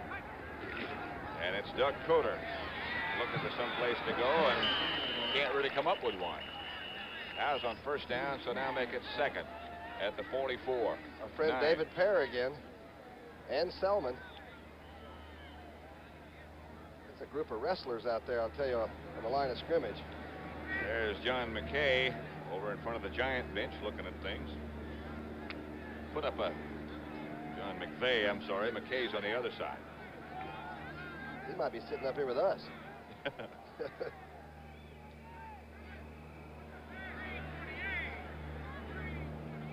1-yard pickup on the last play, and Bobby Hammond will have a crack again. Hammond gets down inside the 40. Stopped again by Cedric Brown. John McVeigh, during this week, had his clipping service working in the Giant locker room, putting up the possibilities. If they win the rest of their games, they'd wind up 9-5. If they win 5, he's got all those statistics issued as well. There he is. I remember we had one sign in the dressing room that said, "We issue everything here but guts." That's the only one I ever remember. You mean pads and shoes and Yeah. everything else they'll take care of? They give you the equipment, but the rest of it was sort of up to you. The fortitude has to be furnished by the individual. Bobby Hammond made what looked like a ridiculous play turn into first down yardage before he was stopped by Dewey Selman. Gets low and keeps running. And I'll tell you, any little running back that does that seldom gets hurt. 6-3, Detroit over Atlanta. Rusty Staub had a 2-run homer. Washington Redskins still tied up in the third period. That's got to be late in the third. See the rest of them. Cleveland's finally gotten on the board with a touchdown. In motion is Robinson. First down, and Hammond again slashes to close to the 30-yard line. Stopped by Richard Wood. Just the kind of drive the Giants would like to be able to put together, they are doing. John Hicks is doing a heck of a job at right guard, number 74. I'll tell you, he has really been sealing off and running right at that bubble, as they call it, the linebackers, and he's blowing them right out of there. Get a chance a little bit later on. Look at John Hicks's hands and those gloves that he's wearing. Those are boxer's gloves that you wear when you punch. Speed bag gloves? Right. Jim Marshall, I guess, started that for the Vikings. What's the advantage of it? You don't wind up with skinned knuckles. John Hicks shutting off for Bobby Hammond, and Hammond cuts it down inside the 25. Stopped by Dave Pear and Cedric Brown again. That ought to be close to a first down. Ran right at Leroy Selman. Big against the pass, but not so good against the run sometimes. They're going to move the chains. It is a first down, Giants. They lead already 10-0. Just over 10 minutes left to play. The Buccaneers have lost every game they've ever played in regular season in the National Football League. 22 of those. Will Pisarcik throw, you think, this series at all, or do you think he has been told not to? I think he has been told not to. Larry Watkins, the setback right behind him. The only one. Watkins straight ahead. Dave Pear, the tackle. I'll tell you, he can throw any pass play he's got in the Giant book, because they've got everybody stacked on the line of scrimmage right now. I mean, the linebackers are standing in the holes and staying there. Got an injury, I think, on the field down there. Maybe Charles Hanna. Here are those gloves on John Hicks' hands. I wonder what would ever happen if they made him a tight end. Guess he'd have to get rid of the gloves, wouldn't he? He'd block people. It is 10-0 with 9.5 minutes left to play.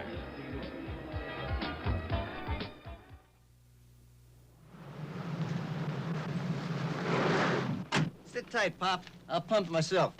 Let me tell you something, gang. Any gas will get you where you want to go. But it ought to be in there cleaning your carburetor, too. Now, you want to make sure you're getting the job done, use new STP gas treatment. You just pump in a can with every tank load of gas, and it goes to work cleaning like a bandit. Clean that carburetor. Get a hold of this, and do it yourself. Keep the change, partner. Here's a few tips on how to get out of an airport fast. 1, join the #1 club and reserve a car with Hertz. 2, have your license and credit card ready, because Hertz will be ready for you. Just sign and go. 3, need directions? Ask Hertz. They know the shortest routes. Nobody can get you out of an airport faster. Nobody can get you out of an airport faster.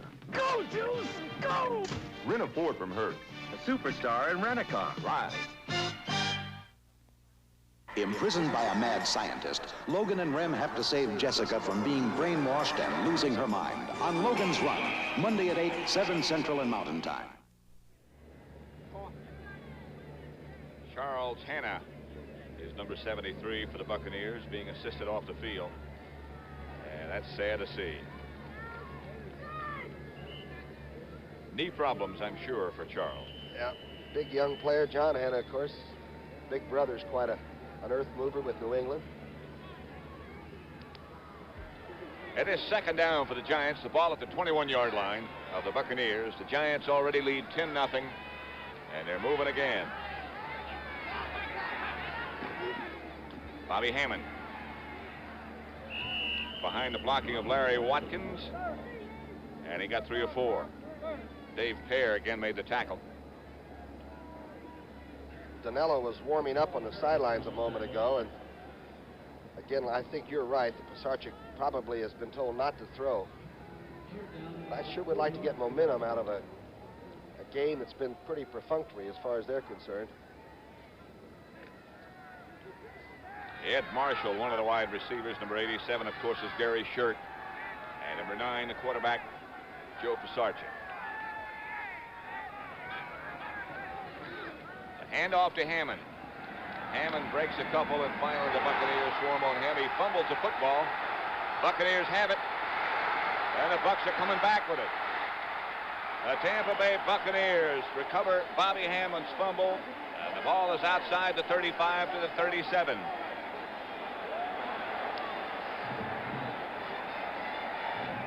Here it is.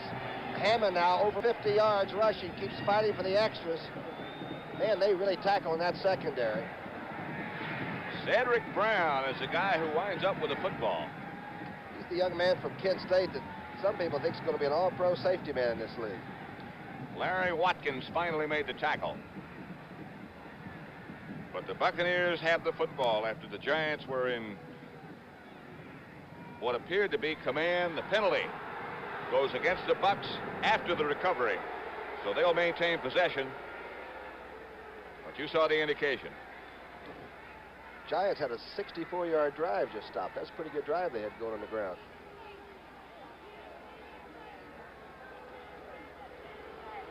There's the walk-off against the Buccaneers at the 21, and here's the violation.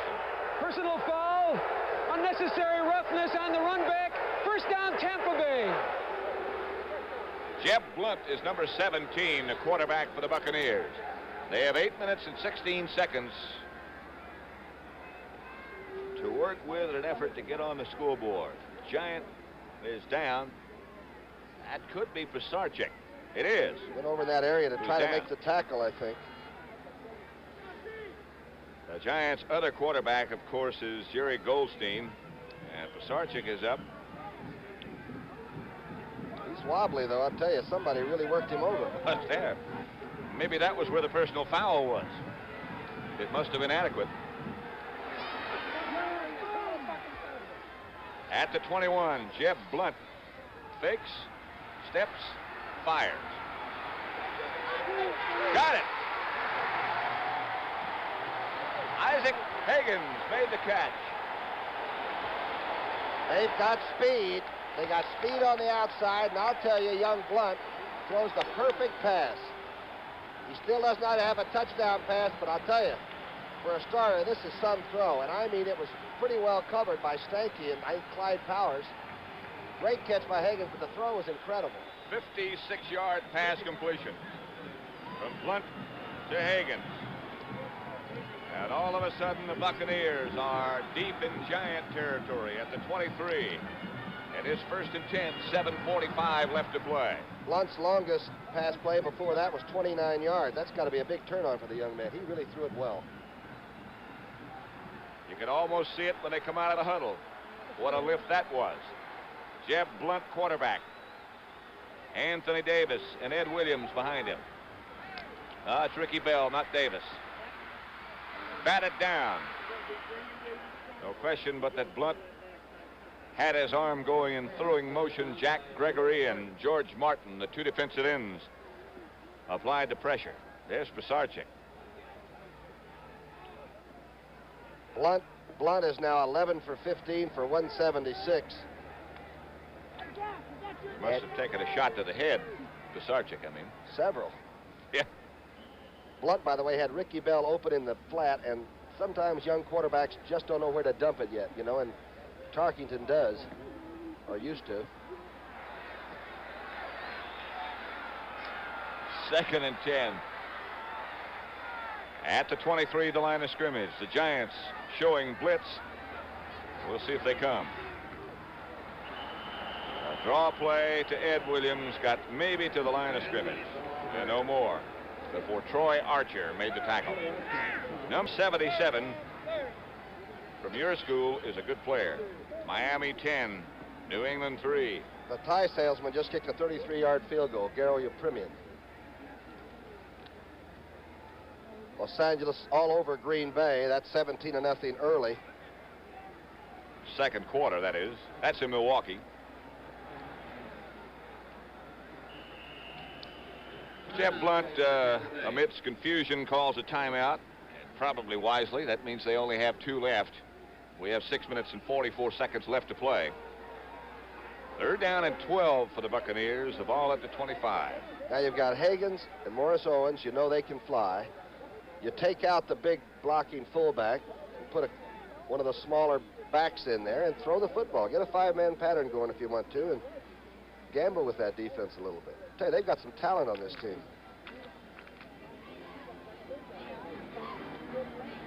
CBS Sports next week will have an NFL doubleheader day. Minnesota against Chicago, Tampa Bay against Detroit, Atlanta, New Orleans, and Philadelphia, St. Louis. And then After that, Los Angeles against San Francisco at Candlestick Park. And the Dallas Cowboys, the only unbeaten team in this whole league, visits Three Rivers Stadium. And that's where we'll be. Looks like Pittsburgh may be growling a little bit, too. They're working Cleveland over today, and they would like nothing better than to show Dallas what football is really like in Pittsburgh. And when they growl, they frighten you. Of course, Dallas, they know about growling, too. By the way, the Giants play Cleveland next week. Forrest Gregg will have them a little bit nasty, too. All right, it's 3rd and 12 with the ball at the 25-yard line. The Buccaneers with the ball. The Giants trying to put the heat on Jeff Blunt. And here comes the heat. He got away from Martin. He got away from Archer. He throws back into the middle. The Giants have it.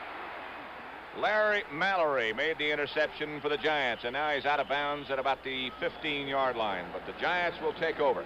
Another one of those balls that perhaps should not have been thrown. Boy, he had about 15 yards to run in. There was nobody else over there. I thought that young Blunt was maybe across the line of scrimmage, and maybe he wishes he had been. 10-0 Giants as they take over the football again. Introducing the Ford in your future. The new Ford Fairmont Wagon. A new wagon designed for today and the years ahead. The Fairmont wagon has excellent mileage ratings, but while it is trim and lean outside, Fairmont has almost 90% of the passenger space of most large wagons, and with the seat down can swallow up all this cargo. Yet for all this, the new Fairmont wagon as shown is actually sticker price less than this little VW Rabbit. Test drive Fairmont, the newest better idea from the Wagon Master. Come on, gang, big smile. Well, you don't want to leave the good times behind. Pack along a simple shooting Kodak Trimlight Instamatic 18 camera. Fits right in your pocket, and it takes big, beautiful pictures just like this. Show them, Sean. Don't leave the good times behind. Save them with a Kodak Trimlight 18 camera. It makes a great gift in an outfit that says, "Open me first," to save Christmas in pictures.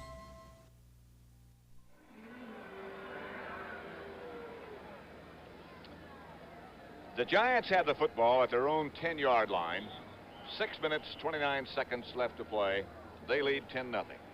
Giants are short of 100 yards rushing. They've got 92 yards rushing and 84 passing, and yet have control of the football game. That's Jerry Goldstein. The quarterback, he fumbles. Gets it back. Flag goes down on the play. And again, there's a scuffle between Shirk and David Lewis. Van Horn and Counsel Rudolph, too, squared off a little bit.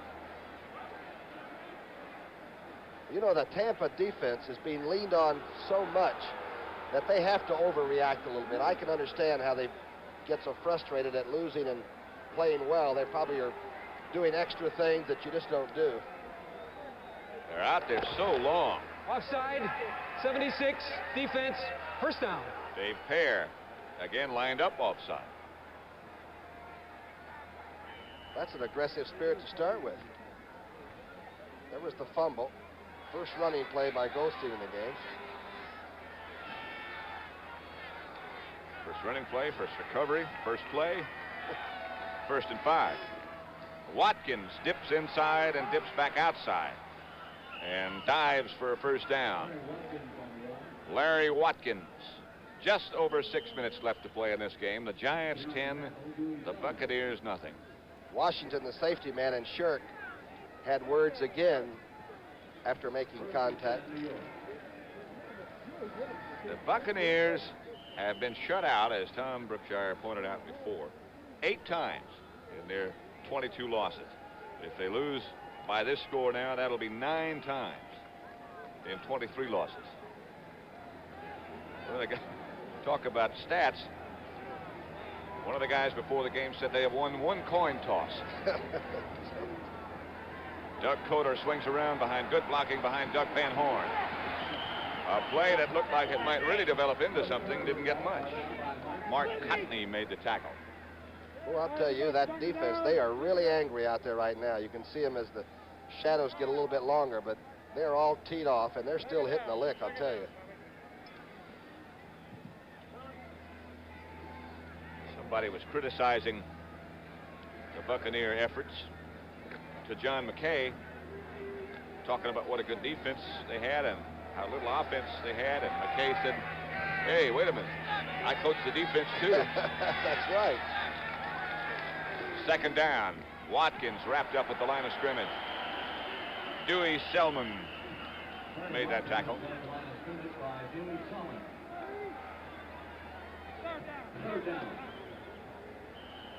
See where they come from. Watch to your immediate left. And straight on, too. Oh, Watkins had no choice. That is your clinic type tackle there. Feet wide apart, set yourself, explode into face.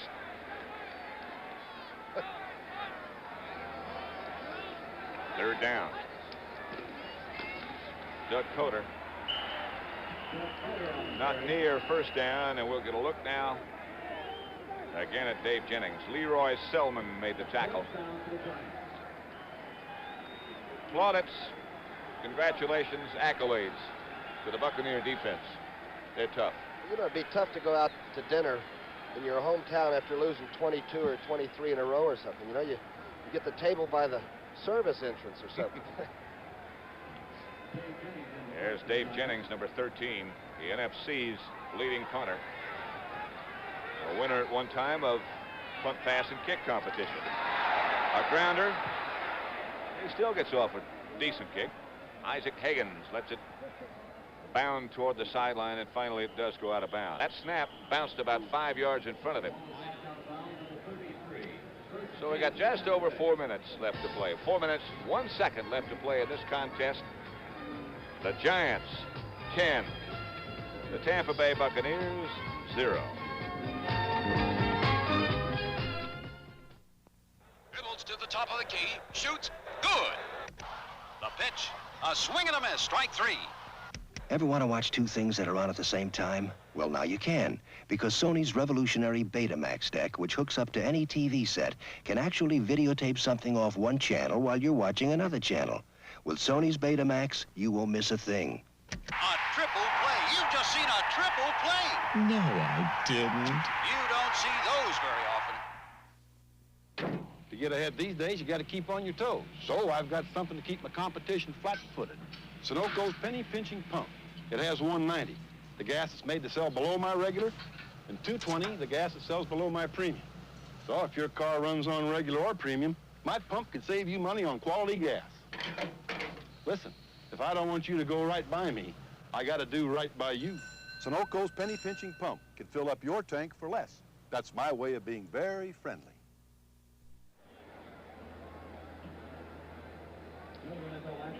Four minutes, 1 second left to play. The Buccaneers trailing the Giants 10-0. First and 10 for Tampa Bay at their own 33. Now he's got Isaac Higgins and he's got Morris Owens in there, two very good receivers. And we haven't seen them play the same side of the formation yet, which is really going to determine what the defense is going to do. And they're still not doing it. Nope. But it wouldn't be a bad idea. Let's get word down to him. It is still Jeb Blunt, the quarterback. And he's dropping a throw. And does. Almost intercepted by Harry Carson, who got the big hand on it, but couldn't hang on. John McVay,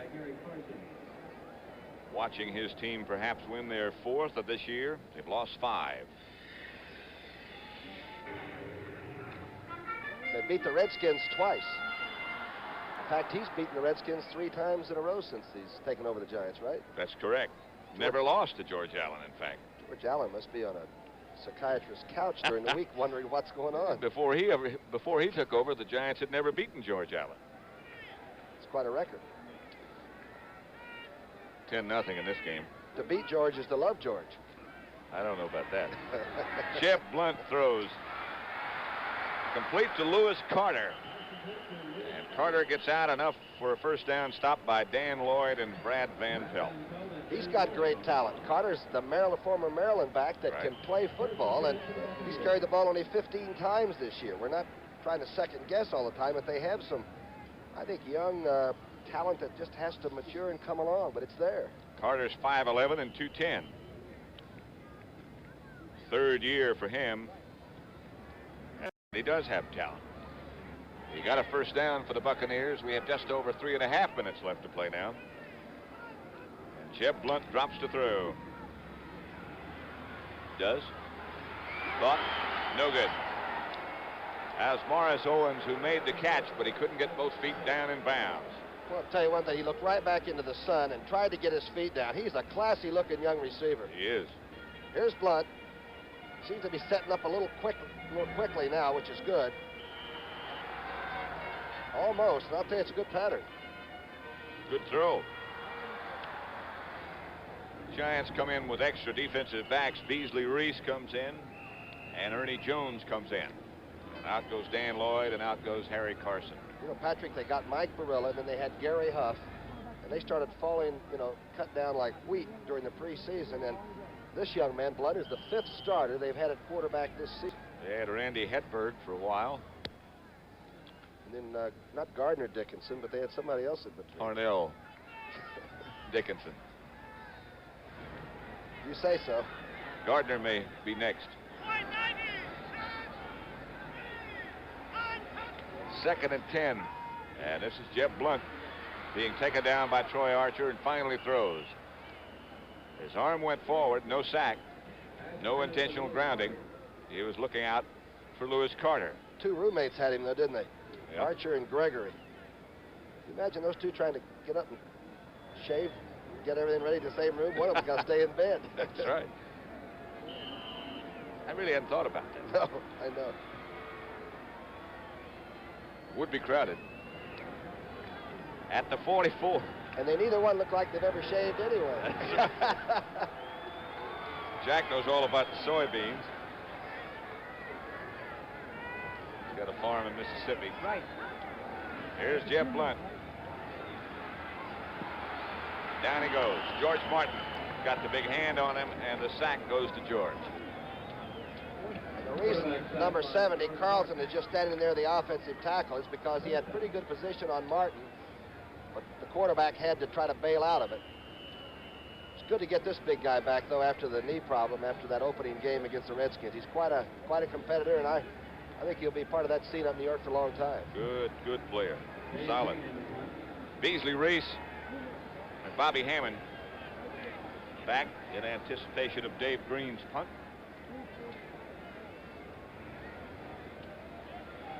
Tape number 4. The pass is overthrown. Intended for number 46, Danny Reese. A flag went down. I think the Giants might have been offsides or something. Oh, defensive holding on the punt. Automatic first down. The Buccaneers will keep the football with 2 minutes, 37 seconds left to play. Pretty good play. That might be the best of today. Here it is, and the snap is right there. Holding, so 34, defense, automatic first down. A violation against Larry Mallory. Green throws a pretty good spiral. I thought he was mad at the center because he snapped it over his head before and was going to throw it back to him. Here's the way you do it, huh? First down for Jeff Blunt and the Buccaneers.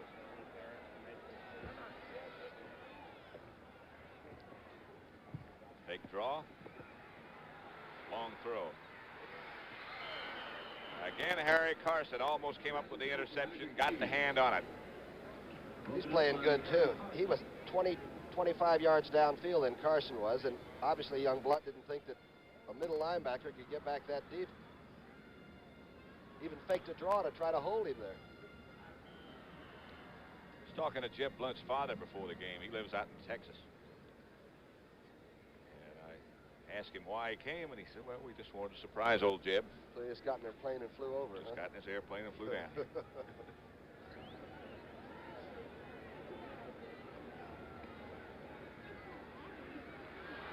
Down goes Jeb. Flag goes down downfield about 50. Jeff Blunt goes down under the charge of Brad Van Pelt and Jeter.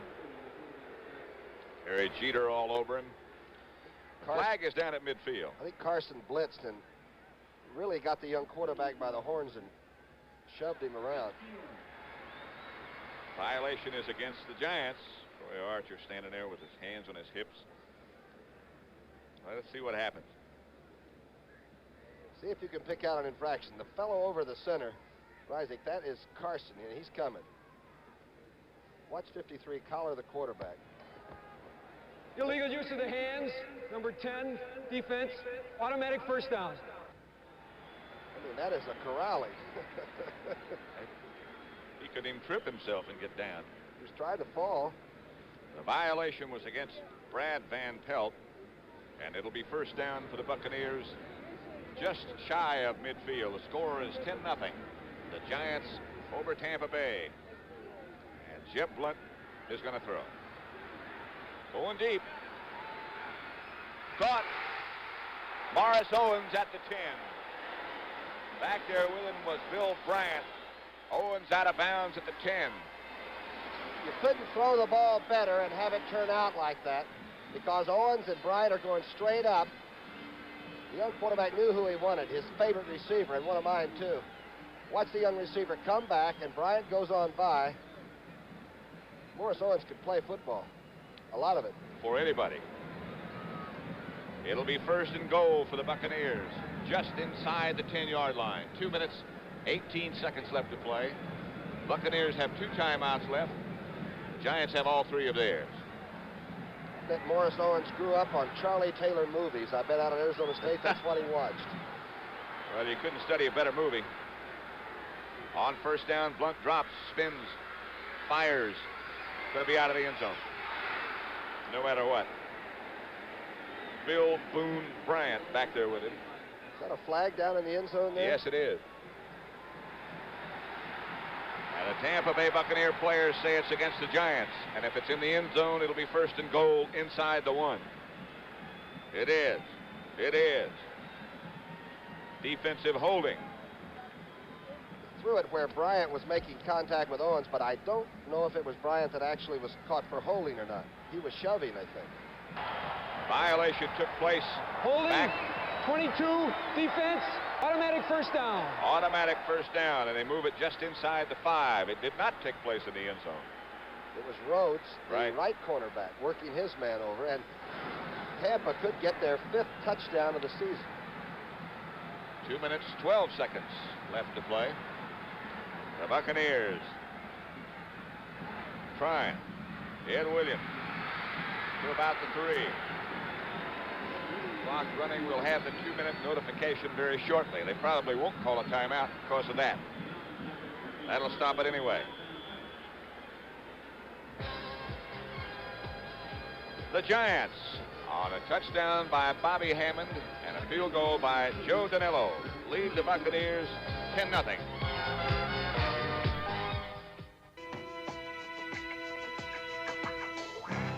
This year, when you step out on the town, don't just drive. Take off in the 1978 Thunderbird. With its distinctive look and size, its Thunderbird quality and comfort.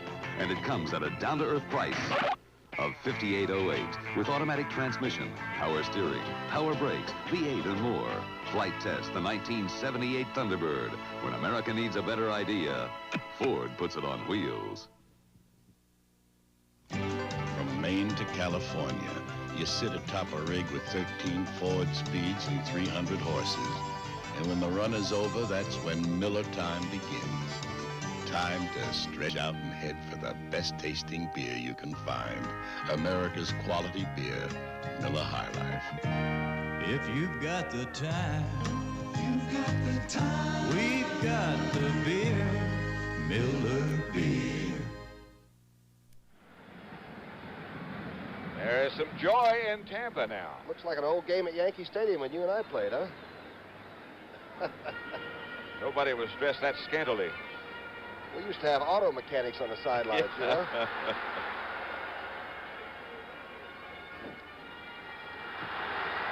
Second down, the ball on the 2. It is second and goal for the Buccaneers. They trail 10-0 to the Giants. Motion goes Morris. Jeff Blunt throws. Bounces off an offensive receiver. They can't do that. Won't go. That's a violation. Defensive players got to touch it in between. Boy, I'll tell you, they show you a lot of different things about football that I never thought were possible. I haven't seen that one in a long time. First receiver gets 2 on it. It's caught, but nobody in between. Jack Novak was the No, it's just a flag. receiver. Lewis Carter wound up with it. Before this play, Blunt was 13 for 23 for 225 yards. He's been sacked 6 times, and now he gets a double-barrel touchdown that won't count. And they'll lose a down on this play. If the Giants had touched it in between, would have been okay.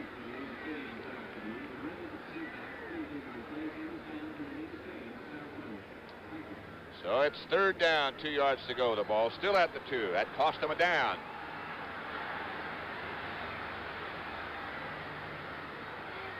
Back to Ricky Bell. No way. Beasley Reese on the tackle with help from Brad Van Pelt. And it'll be 4th down now for the Tampa Bay Buccaneers. Anthony Davis coming in. Clock still running. Maybe they'll go to a pro set type offensive pattern and spread the backs very wide. Ricky Bell comes out. It'll be 4th down. They lost a yard. It's back to the 3. The clock still running away. The Buccaneers have 2 timeouts left, and the pitch back is to Anthony Davis. Anthony lost the football, and the Giants will take over at about the 7-yard line. And listen to the boos.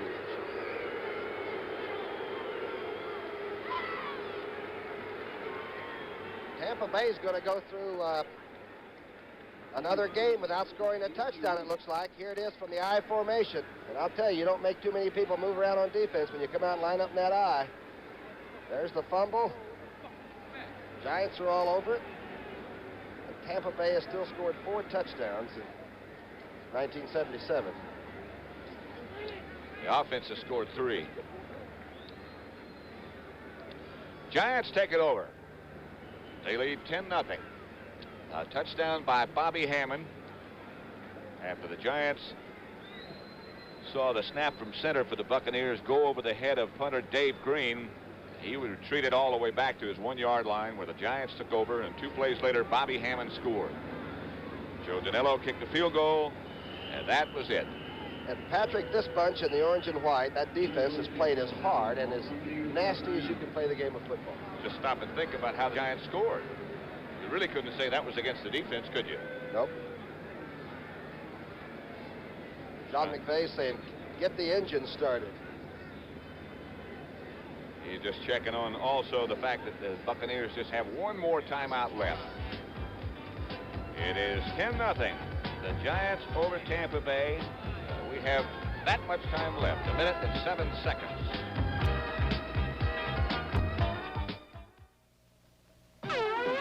We dads buy these for our kids, but who cares? It's Lionel's fantastic power passers. Look, the cars change lanes with new push-button passing. Hit the button, car steers right. Hit it again, car steers left. And the new high-speed T means that they will never fly off the track, even at top speed. Okay, your turn. Kid owns the track. You gotta humor him a little, yeah? Lionel's power passers. Exciting new high-speed curves and lane-changing action. When it's so cold, a radiator can freeze solid, and you're still rolling. That's the mark of Xerex. When it's so hot, a radiator can blow its top, and you're still driving cool. That's the mark of Xerex. When corrosion is eating holes in radiators, and you're still going strong. That's the mark of Xerex. Start fresh now with year-round protection. That's the mark of Xerex. 1 minute, 7 seconds left to play. The Giants 10, the Tampa Bay Buccaneers nothing. 2nd down and 12 yards to go. The ball back at the 5. The Buccaneers have 1 more timeout left, which they'll obviously call after this play. And Jerry Goldstein, the quarterback, will be swarmed around by the other 3 running backs to make sure he doesn't get hurt, because Sarchik has already been knocked out.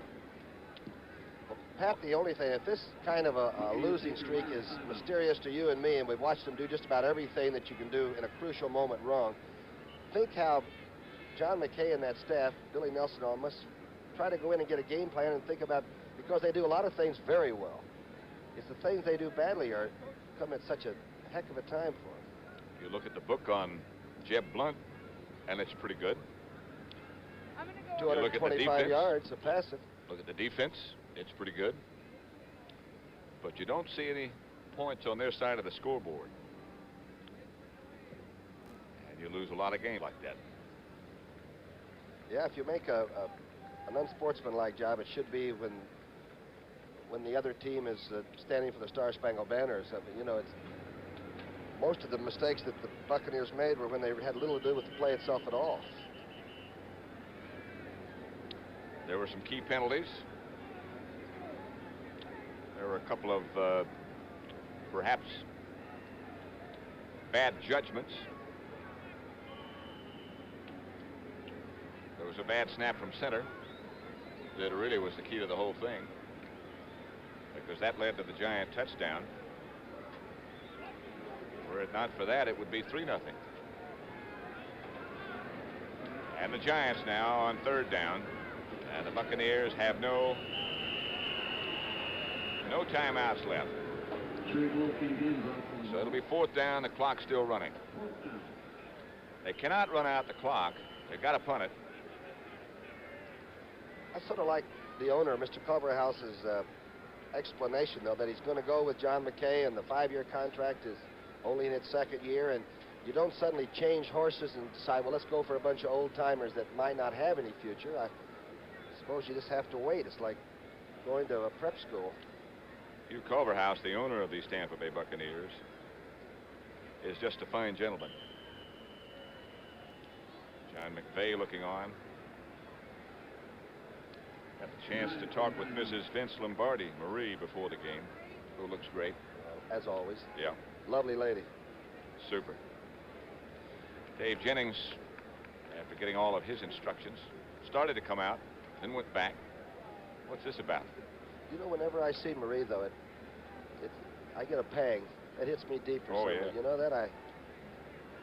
Her man was something special. Well, I think she looks at all of us who played during that time as sort of her children. He used to have his guys run over me. I don't know why I liked him so much. He used to draw an X over my number on the blackboard, they used to tell me. That meant get him. But he hits back, look out. He ran over you with class, right? That's right. That's what you'd expect. I wonder if they might concede a safety. I doubt it. Nope. Good kick by Jennings. In a hurry. Higgins. Danny Reese, I beg your pardon, not Higgins, gets back to about the 42-yard line where the clock will stop now on this change of possession. And the Buccaneers will have it with 13 seconds to go. Let me see how many catches Morris Owens has. He had 9 in one game this season. I think it was against San Francisco, which is the best, by the way, in the league. And he has had anything but a shabby day today.